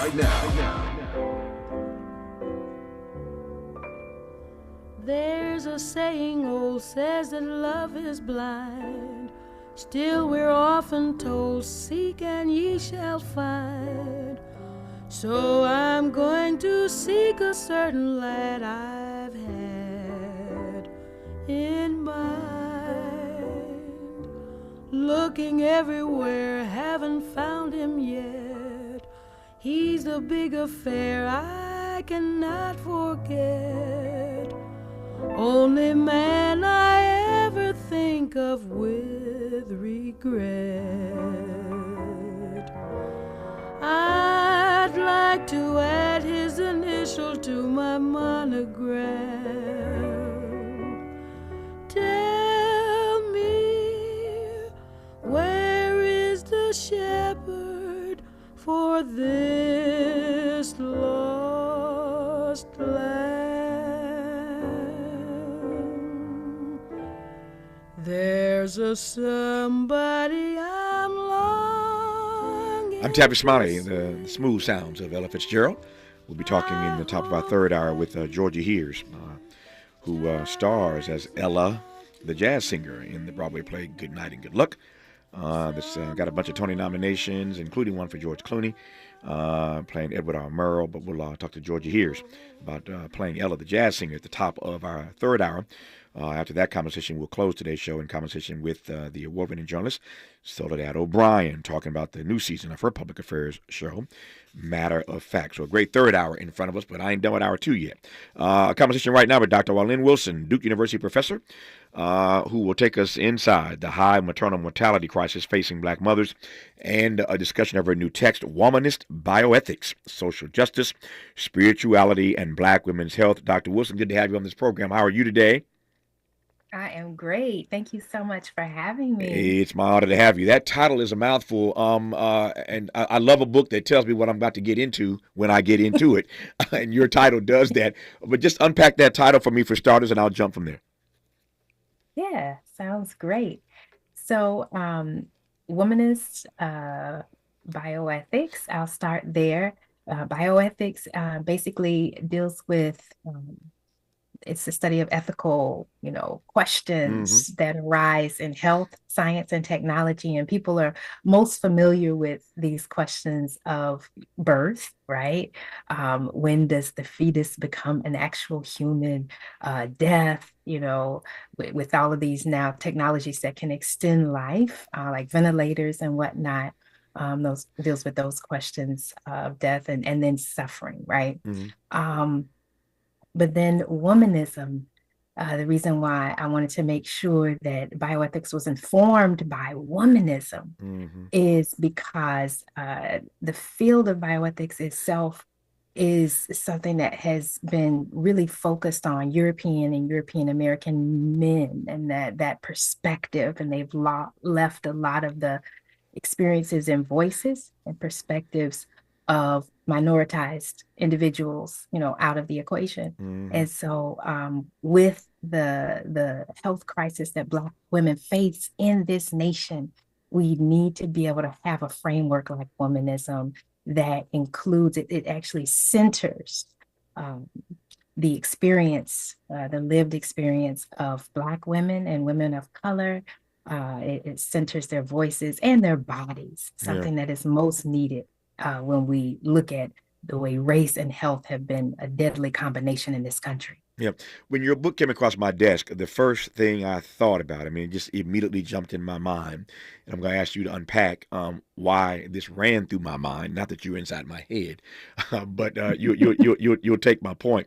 When I saw your book, the first thing I thought about was Henrietta Lacks. She just popped into my head immediately, just looking at the title and the cover of your book. Link those two things, given what you've just said, if you will.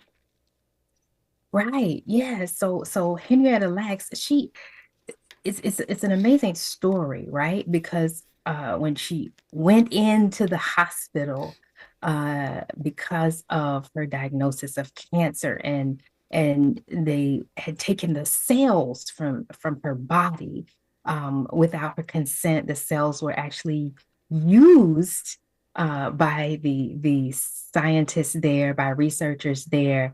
And her family members never knew of it as well. So the cells that she had were really immortal cells, right? They just kept living on, and her cells were able to be used for so many like amazing medical innovations and purposes here. And so we have all benefited in some way from the cells of this Black woman.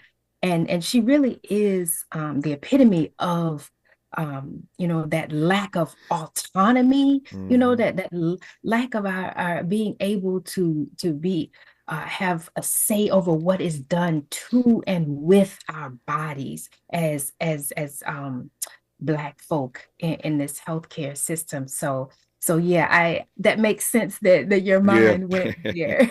Those HeLa cells have helped a whole lot of people all these years later. Ben Crump was just on this program, the noted civil rights attorney, just on this program days ago. Ben is a personal friend and a friend of this show, and he, of course, is the lawyer for the family of Henrietta Lacks in this case. And I tease him all the time. He can never divulge these numbers, but he teases me and calls me his co-counsel because I press him all the time about this particular case. But my read is that one pharmaceutical at a time, he's hitting them up for millions, hundreds of millions of dollars, given all that they've benefited from in this industry with regard to her sales. And my sense is, when all is said and done, this will likely be the largest, collectively, one, again, pharmaceutical at a time. They don't want a class action case. But my sense is, Ben Crump is all said and done, this will be the largest settlement in the history of this country, indeed the world, given all the benefit that these pharmaceuticals have reaped over the years and continue to reap every day, quite frankly, from the HeLa cells that, as we call them, the cells of this Black woman, Henrietta Lacks. And so when you have a book called Womanist Bioethics, Social Justice, Spirituality, Black Women's Health, and Autonomy, as Dr. Wilson said, that Black women seem not to have over their own bodies. That is why her name popped into my head when the book, again, came across my desk. I'm not naive in asking this. Matter of fact, let me just pose the question now. I'm looking at my clock. It won't be fair to give you 90 seconds to respond. So let me just tell you where I want to go when we come forward, and I'll give you the time to address it in just a moment here. And there's no naivete, as I often say, in asking this question, but something is troubling for me when this issue of Black maternal health, this high maternal mortality crisis persists. Now, it's one thing to have not made note of it for quite some time. So we figure out, again, the data is incontrovertible. We know we got a problem here. And yet this problem of Black maternal mortality persists.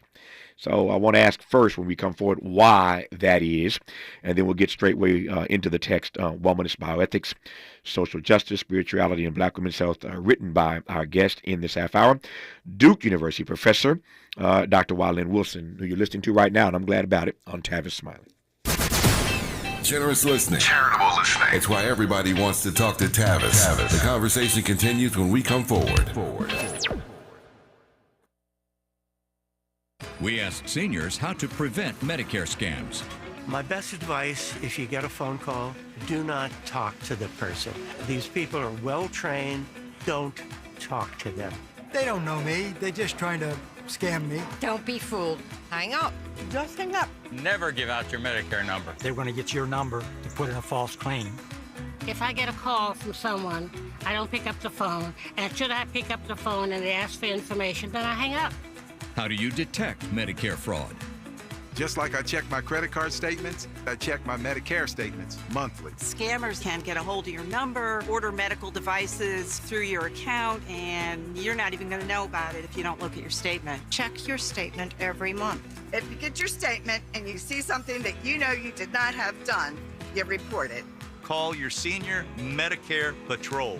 To report Medicare fraud, call the Senior Medicare Patrol at 855-613-7080. Wesley Financial Group is not a law firm. Hi, I'm Chuck McDowell, the timeshare cancellation guy and founder of Wesley Financial Group. And I want to set the record straight. I am not an attorney. I've never wanted to be an attorney. And the truth is, I really don't even like attorneys. If I sound like an attorney, I'll apologize. But what I've learned in my 15 years in the timeshare cancellation business is you don't need to be an attorney to get folks out of their timeshare. At Wesley, we've helped over 40,000 families cancel their timeshare, and I want to share with you how we do it. Just give my office a call. I guarantee if we take you as a client, we'll get you out of your timeshare or you'll pay nothing. Attorneys, this was meant to be funny, so please don't sue me, especially my friend Kenneth from Black River Falls, Wisconsin. Call now for your free timeshare exit info kit. 800-857-8866. 800-857-8866. 800-857-8866. $5,000. That's the average amount of money people in the U.S. are now spending on gas in a year. $5,000. That's crazy. If you drive, you have to download Upside, the free app that gives you cash back every time you get gas. That's right. You can earn real cash back with Upside just by buying the gas you're already buying. You can literally start earning cash back today. I use Upside every time I fill up, and I've already made around $300. You're putting gas in your car anyway. Why not get real cash back? If you like free money, download Upside. I'm saving the cash I earn from using Upside to help pay for a vacation later this year. Download the free Upside app now to earn cash back every time you buy gas. Use promo code PUSH to get an extra 25 cents per gallon on your first tank. You can cash out anytime right to your bank, PayPal, or a gift card for Amazon and other brands. Just download the free Upside app and use promo code PUSH for a 25 cents per gallon bonus on your first tank. That's code PUSH for a 25 cents per gallon bonus.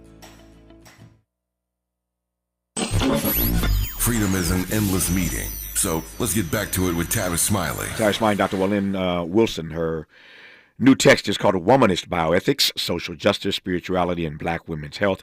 She is a noted professor at Duke University, and I'm honored to have her on this program. As I mentioned earlier, no naivete here, but the data that I have, Dr. Wilson suggests to me, and this is data from the CDC, Centers for Disease Control and Prevention, they tell us that maternal death has dropped for every group of women in this country except Black women. Let me say that one more again. Maternal deaths have dropped for every group of Black women in this country except for Black women. Why is that? So, one of the things that I clear about is that it definitely has something to do with the normalization of Black suffering that began during enslavement, and it continues today, right? We keep living out these cultural scripts. In their article, Deidre Cooper Owens and Dr. Charla Fett actually write a beautiful article. Deidre Owens actually writes a whole book called Medical Bondage, and she looks at from slavery all the way to now contemporary times, and they both are looking at this link between the legacy of enslavement when Black women were, particularly after 1808, when the transatlantic slave trade was outlawed, right? And so slavery, of course, kept going. It kept going, and it was kept alive and thriving because of the breeders, these women who were used like animals to breed other enslaved persons. And so they're looking at this direct connection from this legacy of Black women and how their bodies were commodified and used in labor, not just in the fields or in the house, but also on their backs, right? And they make a direct connection to these maternal mortality rates today, because right there at the auction block were medical doctors, right? Medical doctors doing the examination for the slave owners so that they can know whether this would be a good investment, for them. How would you link, I'm looking at your subtitle again, the book is called Womanist Bioethics, Social Justice, Spirituality, and Black Women's Health. Link for me right quick, spirituality and Black women's health. Yes. So what's really important, and particularly coming from the womanist framework, because see that framework grows out of, the Black liberation theology framework itself. And so what's central to that is the Black church, right? And so it's very important, particularly talking about Black women's bodies, Black women's health. There was no way that I could leave out the significance of our spirituality, the significance of our faith, and the significance of the Black church. Because when African Americans were locked out of hospitals, right? Because they wouldn't, hospitals were also segregated, right? Segregated, they didn't desegregate hospitals until about 1963, 1964. And so when hospitals were turning away Black folk just because of the color of their skin, it was the church women and churches. Some churches started Black clinics, but they also raised money to build hospitals that would serve Black people, and also to help build Black medical schools and Black nursing school. So it's just, it's a phenomenal legacy that the Black church has, this, kind of this, I call it a public health activism, legacy of care, that comes out of the faith community that served the Black folks. No, it's important to be reminded of that, and I'm glad you went there. The book we're talking about right now from Dr. Wilson is called Womanist Bioethics, Social Justice, Spirituality, and Black Women's Health. Given the question I just asked and the brilliant answer she just gave, I should also mention she's also the author of Economic Ethics and the Black Church, hence her expertise in that regard. Our remaining moments with Dr. Wylin Wilson when we come forward on Tavis Smiley. Why does Tavis say, when we come forward? Because he's not going back. And you don't have to go back either. Forward ever, backward never. More of Tavis Smiley when we come forward.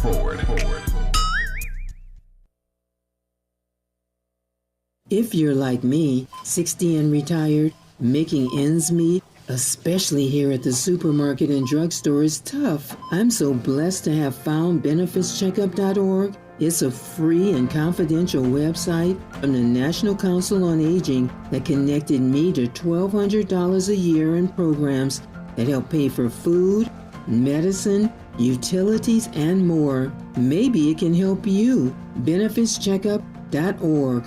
You know where you want to go in life, and City National Bank can help. City National knows the dedication it takes to build your vision for the future into a reality, and our team is here for you. We have a wide range of options to help, from personal savings accounts to interest-bearing money market savings accounts and more, all designed to help you get where you want to go. City National, here for every stage of the journey. Learn more at cnb.com. City National Bank is a subsidiary of Royal Bank of Canada, member FDIC. KBLA Talk 1580. We've got a lot to talk about.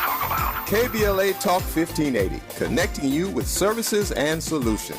Worried about eviction? You have rights, and Stay Housed LA can help. Stay Stay Housed LA is a partnership between LA County, the City of Los Angeles, and local service providers. From Lancaster to Long Beach, we're here to help you with tenant education workshops, legal clinics, free legal services for eligible tenants, and online resources about tenant protection laws. Don't face eviction alone. Call our hotline at 1-888-694-0040. That's 1-888-694-0040. Or visit stayhousedla.org. Stay Housed LA, keeping Los Angeles residents in their homes. Stay Housed LA, your rights, your home, our community. This is a community call to action from KBLA Talk 1580. BET and PBS, the Tom Joyner Morning Show, and NPR, the cover of Jet and the cover of Time. #1 on the New York Times bestsellers list, 20 honorary doctorate degrees, a dozen NAACP Image Awards, a star on the Hollywood Walk of Fame, a Presidential Lifetime Achievement Award. From talk shows to talk radio, nobody's ever done it better. You like that? This is Tavis Smiley. Testing. We're live from Chick-fil-A. This is Grant. And this is Laura. And a little thing we love about the Chick-fil-A Smokehouse Barbecue Bacon Sandwich is that sweet bun. And that chicken filet was perfectly crispy and soft at the same time. And that Smokehouse Barbecue sauce, it's a lot of fun. And the brown sugar bacon definitely had a little bit more pizzazz. Also, the mac, one of the all-time greats. Man, I'm getting hungry. Order the Smokehouse Barbecue Bacon Sandwich and a Coca-Cola on the Chick-fil-A app for a limited time. Real guests paid for their testimonials. Less monologue, more dialogue. Tavis Smiley continues right now. I've got 3 minutes left in this hour with Dr. Wylin Wilson. Her book, once again, is called Womanist Bioethics, Social Justice, Spirituality, and Black Women's Health. I've got 3 minutes left, Dr. Wilson. I will yield it all to you. My exit question is simply this. What's a sister to do? Thank you. Yes, the most important thing is for a sister to do is to know her rights, right? To know that if you're with a healthcare provider that you're not feeling comfortable with, that you don't feel like they're really hearing you and paying attention to what you're saying about your body that you know better than anyone, right?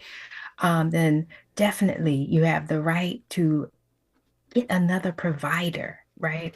Have had many sisters tell me that they felt like, well, I didn't want to feel like I was being a bother, or I didn't want to feel like I was being, seemed like I was being difficult, but that's not it. It's your health. So you have to get the provider that works for you. I actually interview my providers before I get in a relationship with a new doctor. I have interview questions, and so I encourage sisters to definitely do that work. Have no shame in your game about getting what is best for you and your needs, because this is your body and you know it best. What's been your takeaway, right quick, when you walk into a doctor's office and you have a series of queries for them? How do they respond? Well, how they respond determines on whether I'm going to stay in a relationship or not. So if I get a good response, then I know, okay, this is going to work for me, because what the primary care provider that I still have, she jumped up on the table and got comfortable. She said, "Ooh, an interview. This is great. I'm ready." So that's who I'm sticking with, right? Like, this has been a beautiful relationship. But when they're kind of reticent and kind of like, "Oh, what are you doing?" I'm like, okay. Even beyond the field of medicine, I receive that. Even beyond the field of medicine, my sense has been over all these years of doing this. And obviously, I'm an interlocutor for a living. It's what I do every day, right, on TV and radio over the course of my career. So I'm always full of questions about who I'm talking to. But over the years, I've noted that particularly those persons who lack in cultural competence, they get their backs up when you start asking them questions, because they know that, or they believe at least, they are the expert, and you can get they can throw you some shade when you start asking them questions. Yes, that's right. That's right. Yep. Yeah, and that right there for me, I'm like, okay, this is a sign that this is definitely not the person for me, because I'm always gonna have 101 questions. There you go. Nothing wrong with that. Now, if you don't ask, you'll never know. The book is called Womanist Bioethics, Social Justice, Spirituality, and Black Women's Health. I should note that Dr. Wilson is also the theologian in residence for the Children's Defense Fund. I raised that only because I mentioned earlier in this hour. It's funny how these dots connect on this show every day. I just happened to mention earlier in this hour Marion Wright Edelman and her husband, Peter Edelman. Marion Wright Edelman, of course, the founder of the Children's Defense Fund, my longtime friend. She and her husband, Peter. That organization is now headed by Dr. Starsky Wilson, who has been a guest on this program in the past. But I did want to just mention the Children's Defense Fund, since I just happened to mention the Edelmans earlier in this hour. Again, Dr. Wilson is theologian in residence for the Children's Defense Fund, in addition to being the author of this book and a brilliant professor at Duke University. Dr. Wilson, thank you for your work and your witness. Good to have you on this program.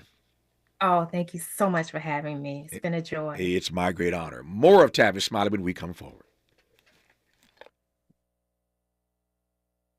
KBLA 1580 Santa Monica. I'm Bree Wood with BIN News Now. Michigan Governor Gretchen Whitmer is reacting after President Trump said he will look at pardoning the men convicted of plotting to kidnap her in 2020. I'm very disappointed that they're even considering it, frankly. When the president was shot at in Pennsylvania, I was one of the first people on either side of the aisle to condemn it. She said she'll be making her thoughts known to the White House, and she hopes what she says will be taken into consideration.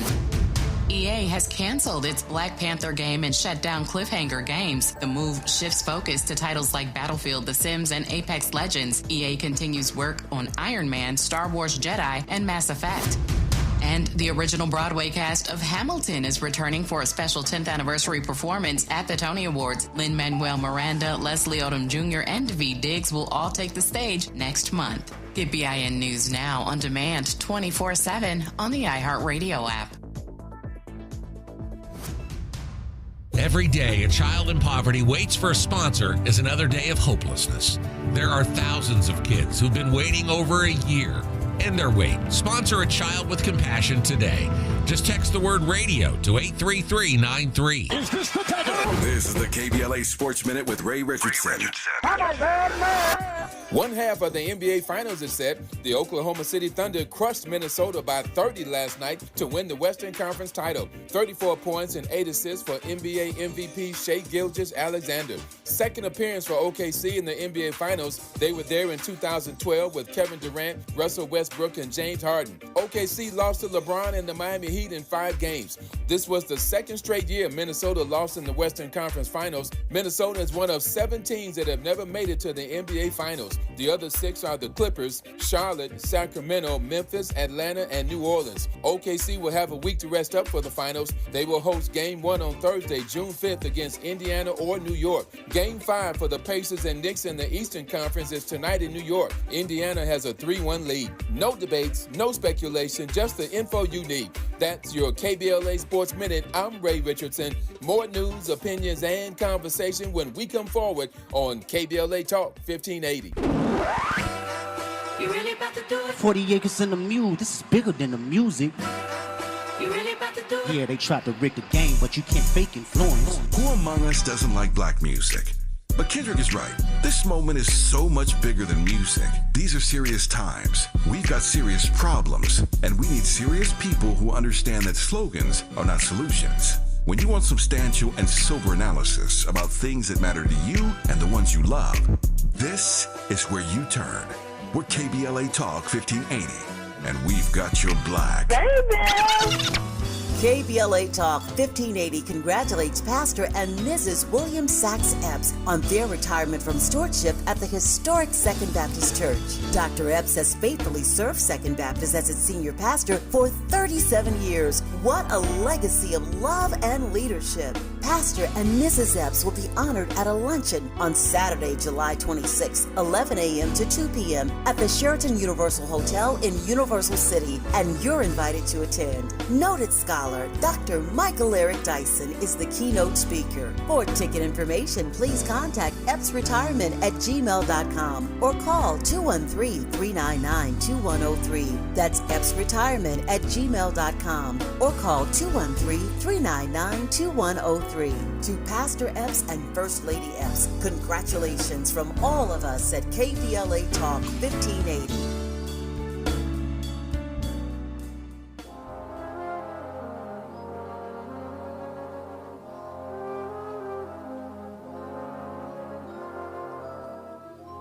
There may be trouble ahead, but while there's moonlight and music and love and romance, let's face the music and dance. Before the fiddlers have fled, before they ask us to pay the bill, and while we still have the chance, let's face the music and dance. I hate stepping on Ella Fitzgerald. She sounds as good as ever. We've been playing Ella in and out of all these amazing conversations with guests today. This, of course, is a 3-hour program in the final hour, but we have used our conversation in a moment with Georgia Hears as a great excuse to have played Ella's music all 3 hours of today's program, and she sounds remarkable. I had the honor of meeting her a number of times and sitting for dinner with her one night. And so one of the great joys of my life was to have spent a little time with the great Ella Fitzgerald. Georgia Hears plays Ella the jazz singer in the 5-time Tony-nominated hit play Good Night and Good Luck, starring, of course, one George Clooney. And this play has broken all kinds of box office revenue records. We'll get to that a little bit later, perhaps, but I am delighted to welcome Georgia Hears to this program. Georgia, how are you today? Good to have you on the program. Oh, I am great. I'm delighted. Hello, Tavis. How you doing? Man, if I complained, I'd be an ingrate. I am doing well, and I'm thrilled to have you for a few minutes here in conversation. Let me just start with this. I've seen this play a number of times over the course of my career, and have not had a chance to get to New York, get to see your performance. I'm trying to get there though, but. You can read about this play, you can study this play, and yet you never really quite come to an understanding of whether Ella the jazz singer is Ella Fitzgerald. Nobody ever wants to cop to that. What's your read of that debate? That is the question. You know how many times somebody's asked me, like, you're Ella Fitzgerald, right? Yeah. And honestly, very much in the beginning, I was like, I don't know, am I? Yeah. And then I sat down and I talked with the director, David Cromer, and our musical director, Brian Carter, and who's been really helpful in kind of shaping this character. Right. And what I've come to understand is that my character is like an amalgamation of the great jazz divas of that time. Mm-hmm. So, of course, Ella, Sarah Vaughan, sure, Dinah Washington. I try to pull from all of them in each of the songs that I have. And for certain specific songs, I try to emulate a specific singer. Like in the opening number, I'm trying to emulate Ella Fitzgerald. Of course, emphasis on trying. Because we just heard in that track, no one could do it like her. Yeah. But it's been interesting trying to pay homage and yet create something that is unique to the stage as opposed to an imitation of her. Playing Ella the jazz singer is a long way from Greer, South Carolina. So tell me how this role came to you. Obviously, all the reviews are that you're killing it. But how did this role come to you, Georgia Hears? Thank you. Well, I want to thank God because a lot of this, I'm like, I just couldn't have foreseen any of this. Mm-hmm. And I also want to thank the generosity of like kind of my mentors, my musical mentors in life who've led me to this path of playing this character, because I grew up studying musical theater and classical voice. Mm-hmm. And kind of around the time of college had decided, all right, I'm going to try to do opera. I'm going to try to be an opera singer. That didn't work out. They didn't want me. So I ended up going to school for jazz and dove into the music, into the history and the culture, and just fell in love. And thank God I was not a good enough opera singer to study that, because I would have missed out on this. And then through my studying of jazz, I met this amazing teacher at Oberlin, where I went to my undergrad, whose name is Latanya Hall, and she became like a mentor to me and really taught me about, you know, those great jazz singers we were just talking about. And it ended up being that once I graduated from there, I had the opportunity to do my master's at Juilliard in New York. And so I was in the city. And yeah, a long way from Greer. But I was there and I was studying music, and I met a lot of amazing musicians. And one of those musicians was the musical director of Good Night and Good Luck. Well, he would be eventually, but at the time, you know, he was a great drummer, singer, and had worked on Some Like It Hot on Broadway, and it actually won, a Tony for the music of Some Like It Hot. And I don't know, he decided to take a chance on me. He gave me a gig. His name is Brian Carter. We did this crazy gig together. And then from then on, we kind of just continued our musical relationship to the point of doing a beautiful production of, it was his music that he had written about the life of Bayard Rustin, who I'm sure you're familiar with. Absolutely. Who I actually wasn't aware of until learning this music. And then I learned about the rich history of, you know, the March on Washington and how he orchestrated all of that. But anyway, we did that production. And from then, that's when he asked me, I can't tell you what it is yet, but are you willing to cancel all your gigs for the next 6 months? Because I think there might be something really cool happening. It helps to have friends, and I'm glad that he teed it up for you. I'm more happy that you accepted, and what a choice she made, because now this thing has been nominated for 5 different Tonys. It's set all kind of box office records, so she is a part of history now, playing the character of Ella, the jazz singer. But since she mentioned that it's an opportunity for her to offer her respects, to show love to all the greats, how about Lil Sarah Vaughan here? You're listening to Georgia Hears on Tavis Smiley. If you should tell me farewell and goodbye, lullaby a birdland whisper low, kiss me sweet and we'll go flying high in birdland, high in the sky up above, all because we're in love. Hope, agency, dignity. This is Tavis Smiley. Can you dig it? Come on! Make a move into a home of your own. With City National Bank's Ladder Up Home Loan Grant, you could receive up to $20,000 that you never need to pay back. Use it toward your down payment, save on closing costs, or to buy down your mortgage rate. Find out more at cnb.com/ladderuphome. City National, here for every stage of the journey. Property must be in a qualifying market in California, New York, or New Jersey. Additional terms and conditions apply. Not all applicants will qualify. Terms are subject to change without notice. City National Bank is an equal housing lender. Member FDIC. NMLS number 536994. 1 2 1 2 1 2. You ready? Somebody make some noise in this joint. KBLA Talk 1580 celebrates its 4th anniversary this year on Juneteenth. Here we go again.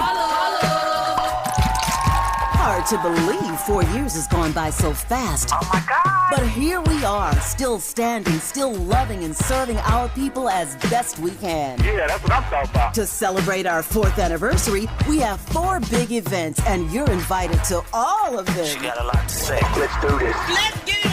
On Wednesday, June 18th, we go live on C-SPAN for the 2nd consecutive year with our Climate Justice plus Black Health Symposium. Tavis Smiley will moderate an all-star panel of thinkers and influencers as we continue our vitally important climate justice work. Hey, Tavis Smiley, talk about. On Thursday, June 19th, you're invited to join us as we celebrate Juneteenth and our 4th anniversary. There will be plenty of food, fun, great music, good vibes, and all of your favorite KBLA Talk 1580 hosts will be there. Yeah, man. Flip the beat. On Saturday, June 21st, there are two big events you're invited to attend. I can't wait to hear it. This year, KBLA Talk 1580 continues its annual partnership with the Empowerment Congress for a community celebration and dialogue to educate, engage, and empower. This year's theme is resilience in the face of chaos. Can't wait to see what's up next. Y'all ain't ready for this. And new this year is our State of Black Women in Los Angeles Symposium, moderated by Dominique DePrima,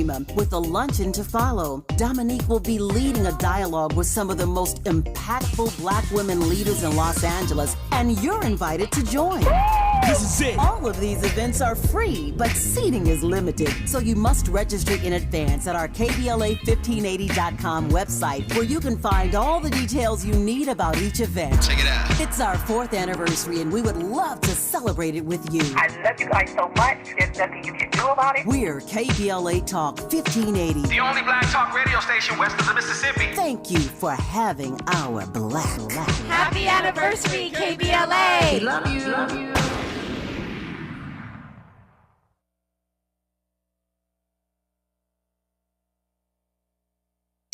More honesty than you can handle. More empowerment than you can imagine.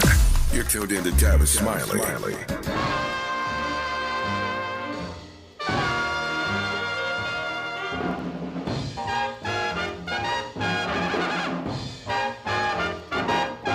Well, good morning, baby. Welcome back to town.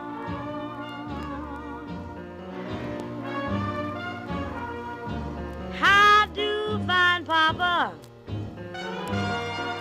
Welcome back to town. I said earlier I wasn't sure. One can never get an honest answer about whether or not Ella, the jazz singer in the hit play Good Night and Good Luck, is really about Ella Fitzgerald. You heard Georgia Hears, who plays Ella, the jazz singer, right now on Broadway, suggest earlier that it's an ode to all the greats. And so that just gave me all the runway I needed to play a little bit of everybody. So we started with some Ella. We went to break with some Sarah Vaughan. And this, of course, is Dinah Washington.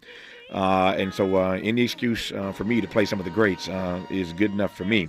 Our guest again in this half hour is Georgia Hears, who plays Ella, the jazz singer. Let me just give you some data here, and then I'll ask Georgia what it's like to be a part of this all-star cast every night on Broadway. Again, multiple Tony nominations for Good Night and Good Luck. But you should know that they suffered like everybody else did, of course, during the pandemic. But Broadway this year, the 2024-25 season, is officially now the highest grossing in the industry's history, with almost $2 billion, surpassing their record pre-COVID. That's a whole lot of money for Broadway. So it's their biggest year ever. So everybody on Broadway is celebrating. It did not hurt that you had two major stars, Denzel Washington over around the corner, as it were, Denzel and Jake Gyllenhaal. Let me give him Jake his love, in Othello. Didn't hurt to have Denzel on one street corner and George Clooney on the other, leading the cast of Good Night and Good Luck. So those two plays, along with everything else, has brought in a whole lot of money, setting a record for Broadway earnings in this particular season. Specifically, Good Night and Good Luck, starring again George Clooney, has set the record for the top grossing Broadway play like ever. They surpassed a record set by Hamilton back in 2018. So a whole lot of money has been brought in courtesy of George Clooney and cast, which includes our guest, Georgia Hears, again, who plays the character Ella, the jazz singer. That's my setup, Georgia. What's it like being on stage every night as part of this all-star, record-setting, record-breaking cast of this play? Oh, man, Tavis, it is like a dream every single day. It's like I wake up into like this universe that I'm like, how did I get here? And I often think, I'm like, really, how did I get here? And like we were kind of talking about before, I'm like, it's just blessings. It's pure blessings. But yeah, it's been an incredible experience. You know, this is my first time on Broadway. So what a way to begin. What a way to enter into this world. Because I've heard from, everyone in the company, from wardrobe, hair, the executives, the cast. This is a very rare cast. This is a very rare experience. And we're breaking records, but the rarity of everyone being so close and being so much like a family is something I don't take lightly. And I think that is very much due to George's overall energy and like way that he approaches, you know, or the way that he's approached this whole experience, you know. Yeah. Like the other day we had the Obamas. On Tuesday we had the Obamas come. They came and saw the show. They came backstage and I got to hug Michelle Obama. Are you kidding me? My life is made. I forgot my name. Oh my, Tavis, it was so embarrassing. You forgot who you were, huh? I was. Yeah. I did. Completely. So let me jump in. So how are you processing this? I mean, the audience just heard you say this, and I knew this already. I was leading up to it, so I'm glad you went there. That this is your first time on Broadway. So I you know, over the course of my career, been honored to talk to pretty much everybody, including of course the Obamas, any number of times in my career. But I'm thinking specifically of the many conversations. This audience knows I've said this before, that I had so many great honors in my life. But one of the great joys of my life was to have lunch with Sidney Poitier, like every other Tuesday for like 27 years. We had the same table, same restaurant. So I just sat at his feet every year for all those years, and God rest the soul of my friend Sidney Poitier, Harry Belafonte, and others. But the point is that I remember having any number of conversations with Mr. Poitier about, you know, what do you do when your career basically takes off and you're starring in A Raisin in the Sun on Broadway? I mean, that's basically your career sort of takes off from there. So here we go from Sidney Poitier to Georgia Here's, your very first time on Broadway. You're in a play with George Clooney and an all-star cast. You're setting and breaking records. Dr. King once wrote a book called "Where Do We Go From Here?" I guess that's my question, Georgia. Here's for you. Where do you go from here? You know what's interesting is because I do almost feel like I'm at a crossroads in a lot of ways, because I'm a trained jazz singer, and even though I grew up doing musical theater, loving musical theater, I didn't exactly have this in, you know, my plan. Sure. And we all know, especially ever since COVID, plans don't work. Yeah. You make them so they can fall apart. So my plans have kind of beautifully fallen apart, and now I'm at a crossroads of like, where do I go from here? Right. So I just keep reminding myself to remember my roots, remember my family, remember, you know, the values that I was taught, and to thank the people around me who've gotten me this far, and to continue doing what I love, which is creating music. I'm recording an album, my first album, in August. And I've recently gained a management team who I really love and trust. Right. And so I think the next step would be, to sink my teeth into some jazz music, get this album recorded and produced and then eventually released. But I guess to continue accepting the blessings as they come, I'm learning to be open to everything, because I think, like I told you earlier, my plans of like being this jazz singer, kind of being a purist in that way of like, I'm only going to do those opportunities. That plan fell apart. Thankfully, I realized that music is music. And a lot of times these genres only exist for the dollar bill, you know, too. No, I've said many times, and this is not a Tavis original, of course, we plan and God laughs, right? We plan and God laughs. Just not exactly what he had in mind. And I've lived long enough now to know that sometimes what we plan for ourselves is diminished in comparison to what he has planned for us. So sometimes it's a good thing when your plans fall apart, because he has something bigger in store for you. I'm a witness, and that's happened to me any number of times over the course of my career. As you were talking about, you know, being at the crossroads, I'm thinking of a number of people, but my friend Leslie Odom Jr. comes to mind because I mentioned Hamilton earlier, and what Leslie has proven, and Leslie is just one of any number of examples, of course, of this, that you can do both. It doesn't have to be either or. You can do both, and they fit into your life, and they fit into your career, and they fit into your schedule when they fit in. But Leslie had a great run, of course, in Hamilton, but it didn't stop him from doing his music. I just saw him last year, I guess, Christmas season. Here in LA, he's touring, doing his music. So, you know, you can tour, you can do your music, you can do your jazz album, you can do Broadway when it fits in, you can do film. I mean, mean, there's nothing that says you have to choose. You do realize that, right? Exactly. You can have it all, Georgia. You can have it all. This is what I'm realizing is it's really the world is as open to you as you will allow it to be. That's right. What is it like for those who have not seen the play? Give me a sense of your character coming on stage, going off stage, coming back. Or just give me a sense of the way you show up as Ella the jazz singer in Good Night and Good Luck for those who've not seen the play. Yeah. So the musicians were a group of bass, drums, piano, rhythm section, and our Lorraine, who is Imani Roussel, who plays our Lorraine, who is the copyist. So our kind of musician team, we provide as a sort of film scoring for the play. And so we come in and out to kind of release the tension that is building over the course of this play. And I opened the play with, I said earlier, the tune When I Fall in Love. Mm-hmm. And I'm behind this kind of sheer curtain, and it's supposed to be a kind of dreamscape moment. You're supposed to kind of not really tell, is this real life? Is this happening in the same duration of the play or the setting of the play?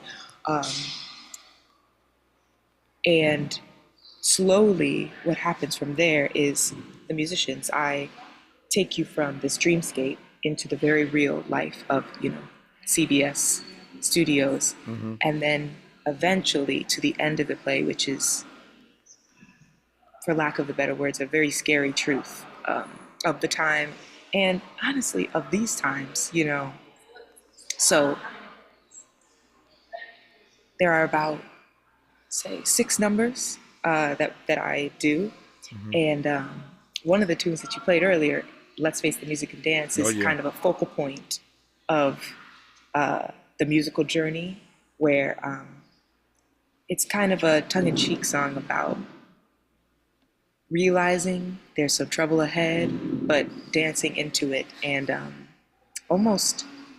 it's almost like a nod to the fact that, like, from the 40s to the 50s, the music was changing too, as was the culture. So much was happening. But we were going from swing music to bebop music, and to a very, like, jovial and kind of commercialized mm-hmm. musical form, to a very more kind of introspective musical form. And I think we kind of take you through that process.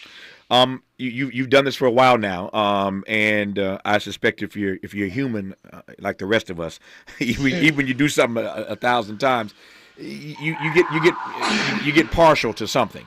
So of the songs that you do on stage, you know where I'm going. Is there one? Which one would you choose if I put you on the spot that you just really dig doing every night? Ooh, you're gonna put me on the spot. I know, I got you on the spot. I'm only asking because I want to play out with it if we can find it fast enough. Oh yeah, you know what?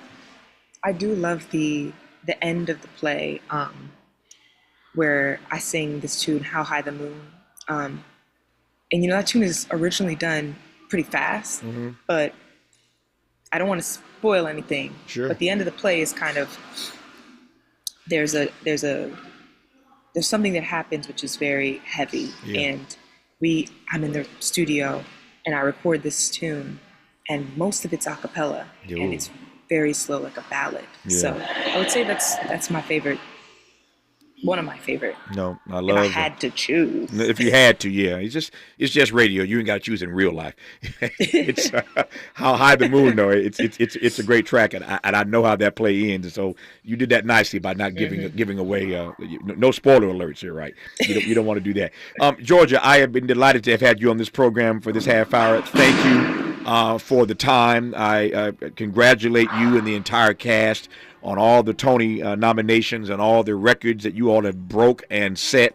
Thank you for being on this program. It's your first time on Broadway. It's your first time on this program, but I pray not your last time on Broadway, as I pray not your last time on this program. But a joy to talk to you. Thank you, Joy. Here's all the best to you, Georgia. Thank you so much, Tavis. It's been my honor. You stay strong. The honor was all mine. Trust and believe. More of Tavis Smiley when we come forward.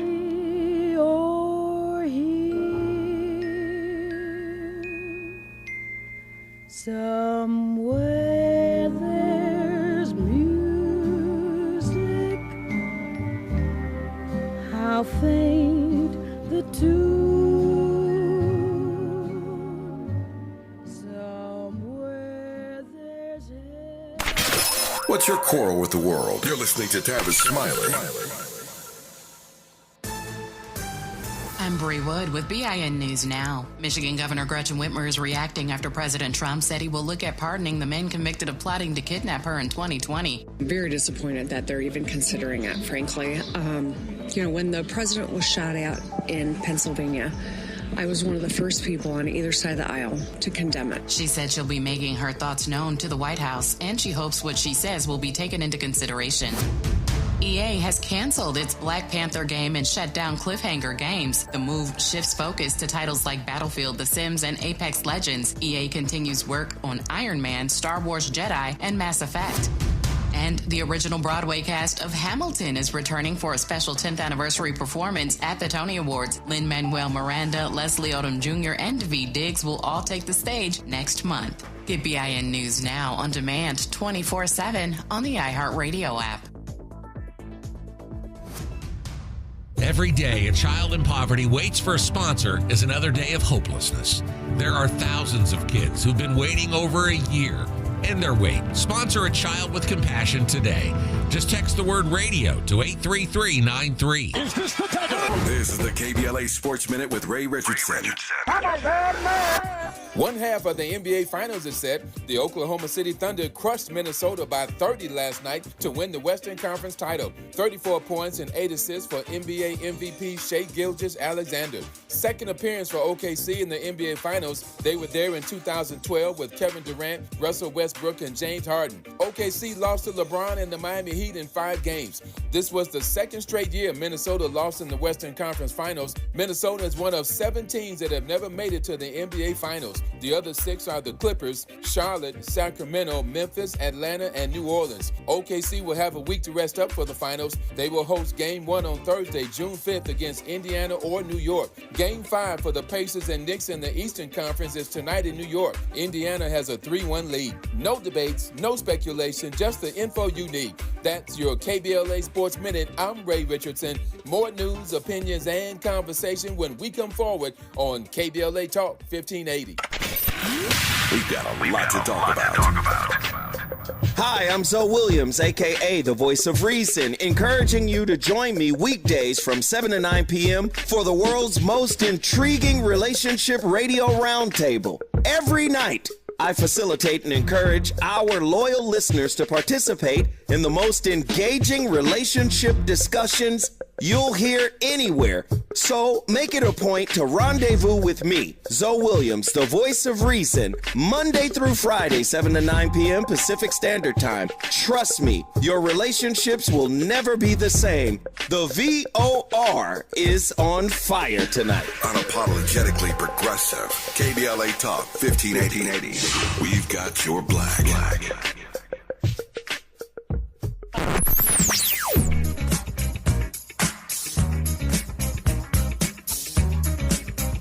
This is KBLA Talk 1580. Talk radio. That's music to your ears. We're unapologetically progressive. KBLA Talk 1580. Paid for by government.com. Did you know? The United States Mint has issued a new Morgan silver dollar coin in proof condition for the first time. Not only that, they are also minted in 99.9% pure silver for the first time ever in history. Coin experts are calling this an amazing opportunity for anyone that knows the enduring popularity of Morgans. But you must hurry. Only 400,000 of these legal tender silver dollars were issued. These first ever Morgan silver dollars are brand new with stunning mirror-like finish, Minted by the iconic San Francisco Mint. Call now and you're guaranteed a new first ever 99.9% pure silver proof Morgan dollar. To learn more, call 1-800-973-9717. If you order now, you will receive a free coin collector bonus pack, a $25 value, free with every order. Call 1-800-973-9717 now to secure your new Morgan silver dollars before they are gone. That's 1-800-973-9717. KBLA Talk 1580 congratulates Pastor and Mrs. William Sachs Eps on their retirement from stewardship at the historic Second Baptist Church. Dr. Eps has faithfully served Second Baptist as its senior pastor for 37 years. What a legacy of love and leadership. Pastor and Mrs. Eps will be honored at a luncheon on Saturday, July 26, 11 a.m. to 2 p.m. at the Sheraton Universal Hotel in Universal City, and you're invited to attend. Noted scholar Dr. Michael Eric Dyson is the keynote speaker. For ticket information, please contact epsretirement@gmail.com or call 213-399-2103. That's epsretirement@gmail.com or call 213-399-2103. To Pastor Eps and First Lady Eps, congratulations from all of us at KBLA Talk 1580.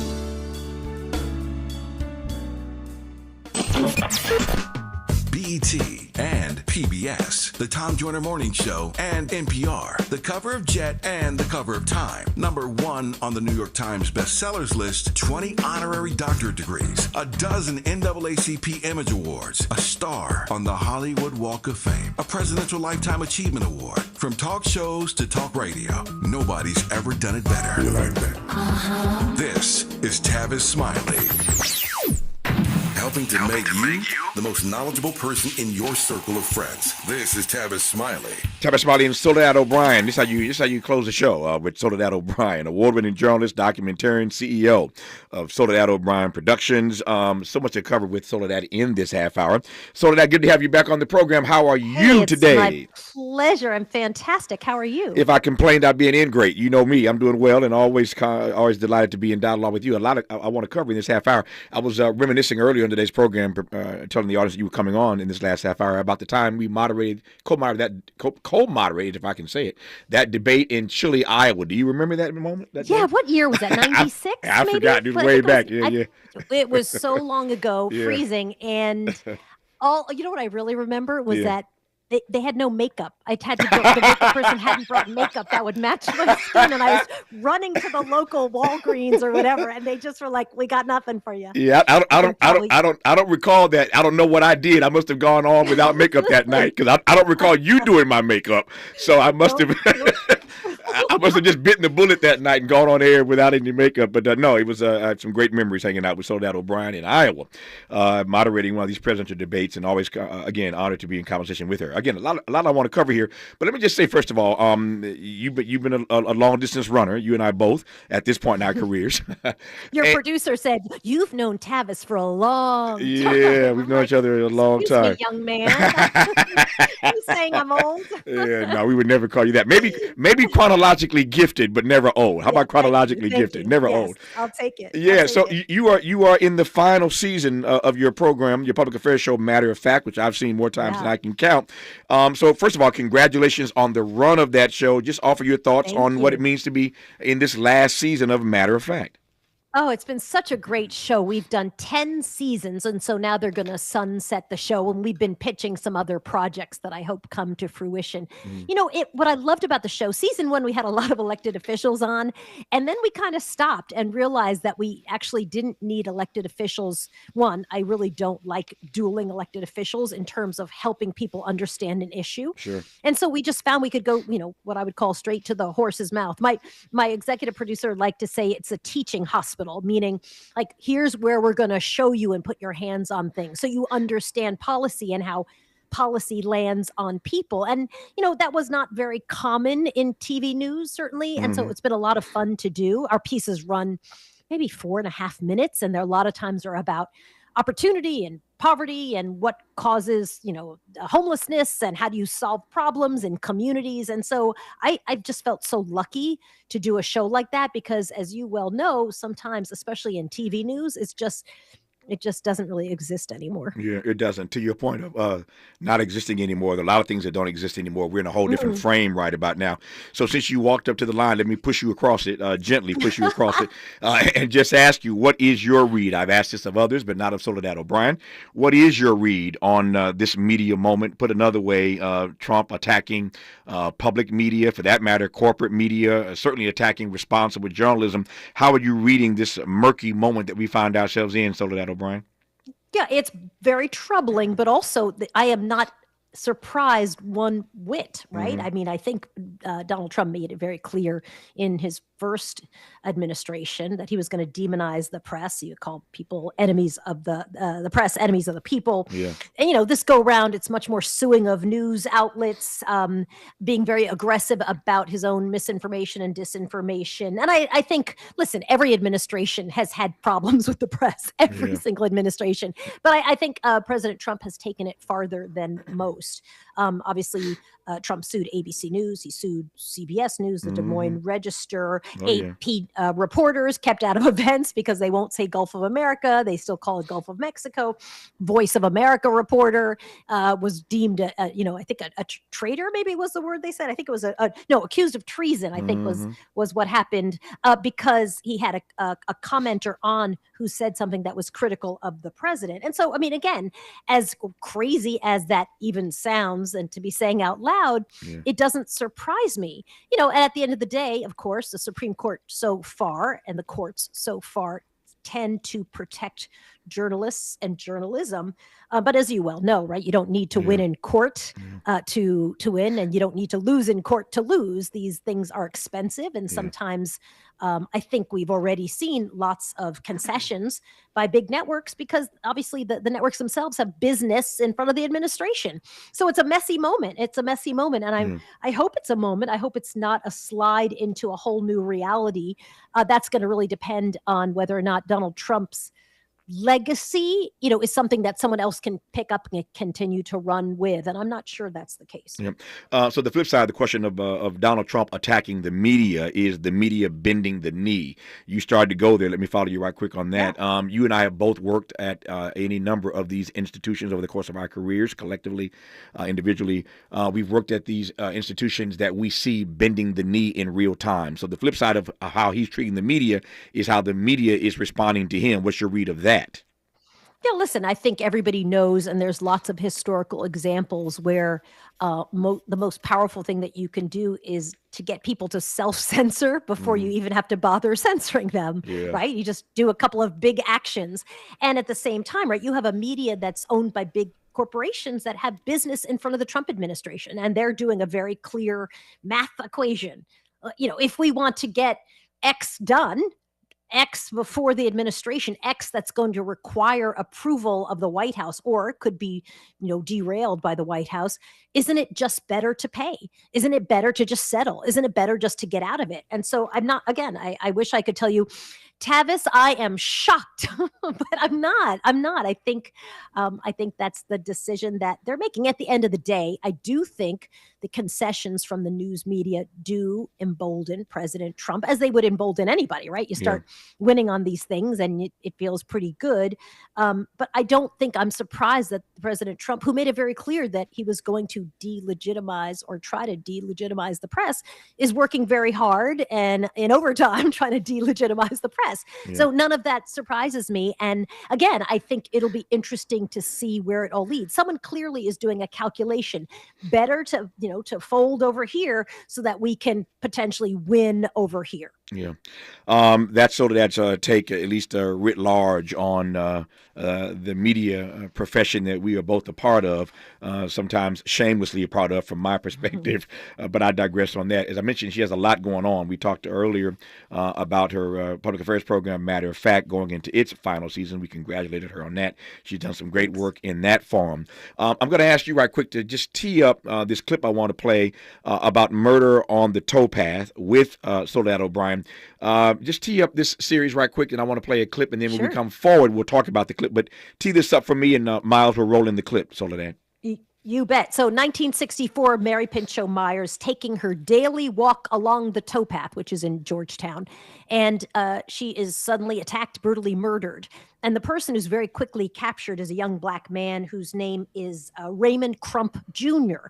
The only person who will represent Raymond in a court of law is a woman named Dovey Roundtree. She herself has an amazing story as a black woman who becomes a lawyer. But what's crazy is as you dig into Mary Myers' story, you realize, one, married to a guy who's at top of the CIA. Two, people pop into her studio. She's an artist to grab her diary right quick because obviously there's a lot in there they want. 3, she's having an affair with the president of the United States, JFK. 4, drugs are involved. 5, Kennedy and pacifism and what's happening in Cuba. Obviously, it is a Cuban Missile Crisis era. All of that's unfolding. And so what begins as this sort of like horrific but straightforward crime kind of derails into a why would someone attack and kill Mary Pinchot Myers? And that's what our podcast, Murder on the Towpath, is all about.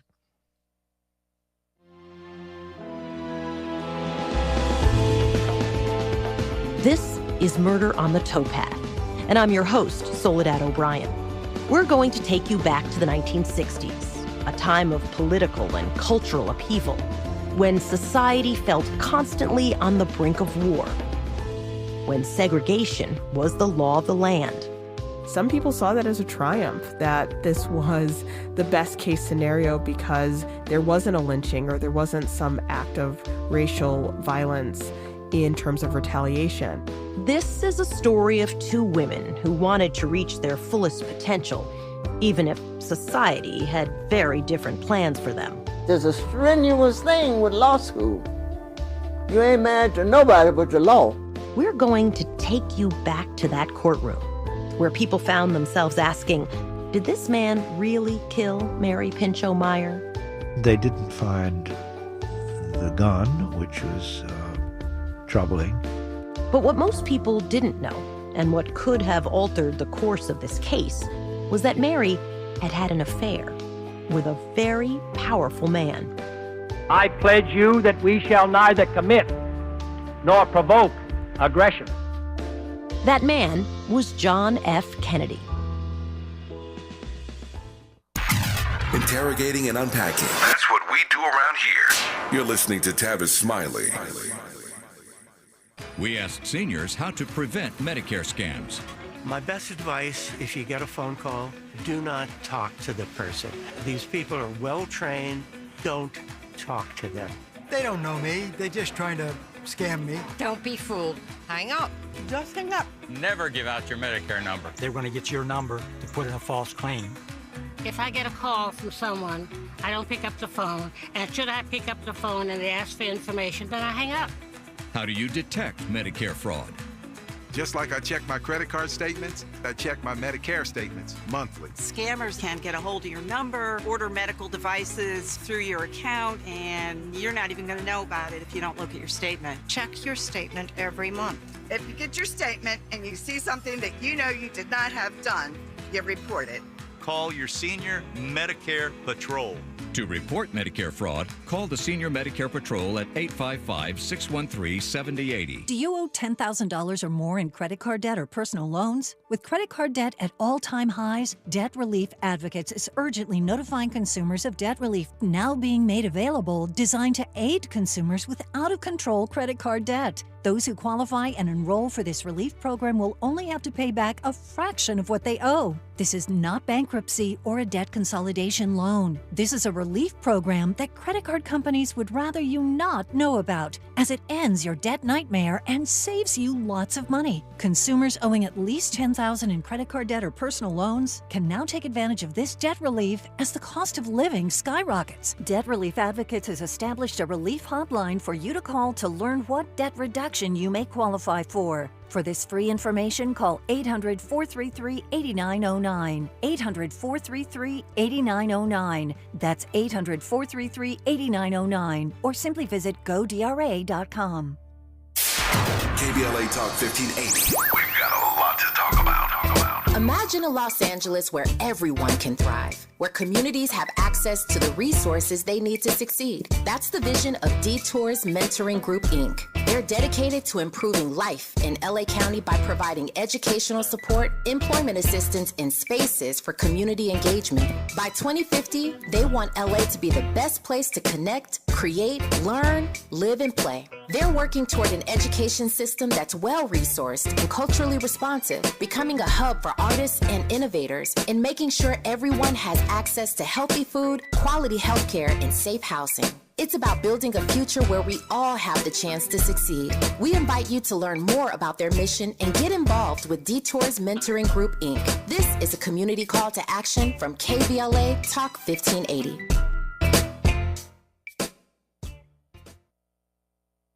Made fresh daily in the Mert Park, Los Angeles, California. You're listening to Tavis Smiley. Tavis Smiley and Soledad O'Brien. Murder on the Towpath sounds absolutely fascinating, Soledad. Two questions. One, and let me just, I don't normally ask two questions at the same time. Let me ask both and get out of your way because you're a pro. You can handle it. Some people can't. One, I'm always curious as to how my colleagues are choosing the work and witness they engage at this point in their career, number one. And number two, how do stories like this come to you? Mm-hmm.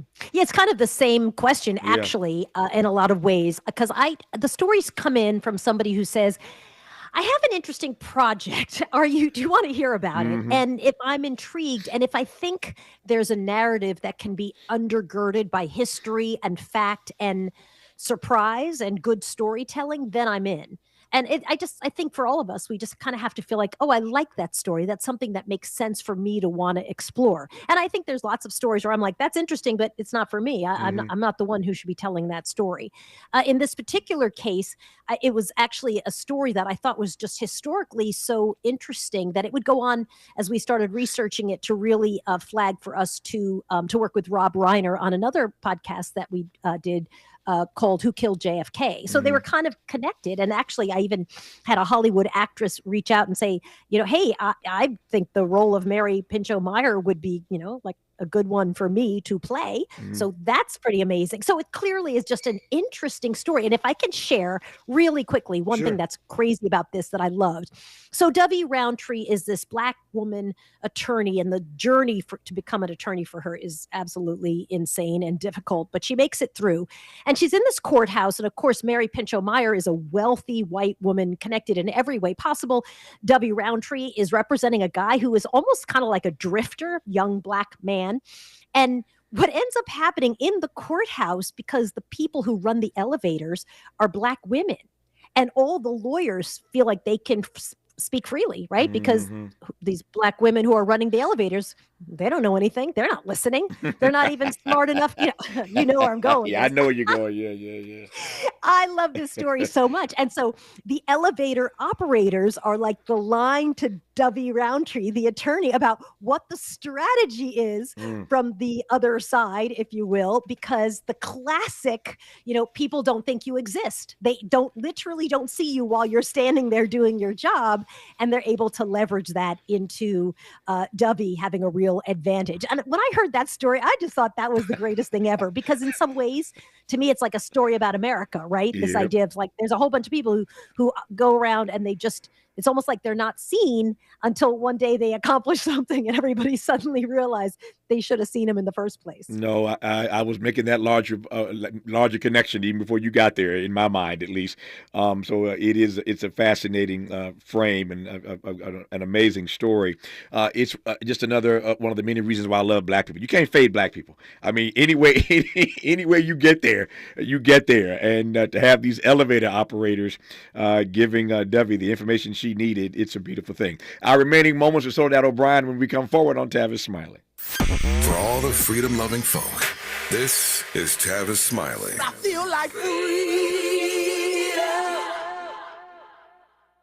Testing. We're live from Chick-fil-A. This is Grant. And this is Laura. And a little thing we love about the Chick-fil-A Smokehouse Barbecue Bacon Sandwich is that sweet bun. And that chicken filet was perfectly crispy and soft at the same time. And that smokehouse barbecue sauce, it's a lot of fun. And the brown sugar bacon definitely had a little bit more pizzazz. Also, the mac, one of the all-time greats. Man, I'm getting hungry. Order the Smokehouse Barbecue Bacon Sandwich and our Coca-Cola on the Chick-fil-A app for a limited time. Real guests paid for their testimonials. What? All the budget has to be used now? And we can use all the media buy? Javier's marketing firm just got its dream funding. Okay, ideas. Bobbleheads. No. T-shirt cannon. I seriously need some help here. He needs to find marketing managers who are worth every dollar. I need Indeed.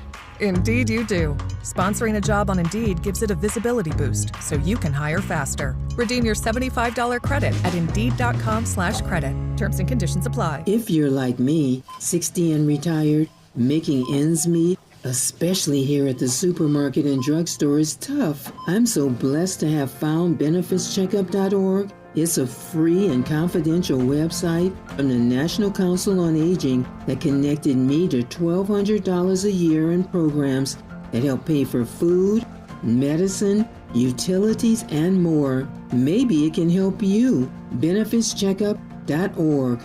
You know where you want to go in life, and City National Bank can help. City National knows the dedication it takes to build your vision for the future into a reality, and our team is here for you. We have a wide range of options to help, from personal savings accounts to interest-bearing money market savings accounts and more, all designed to help you get where you want to go. City National, here for every stage of the journey. Learn more at cnb.com. City National Bank is a subsidiary of Royal Bank of Canada, member FDIC.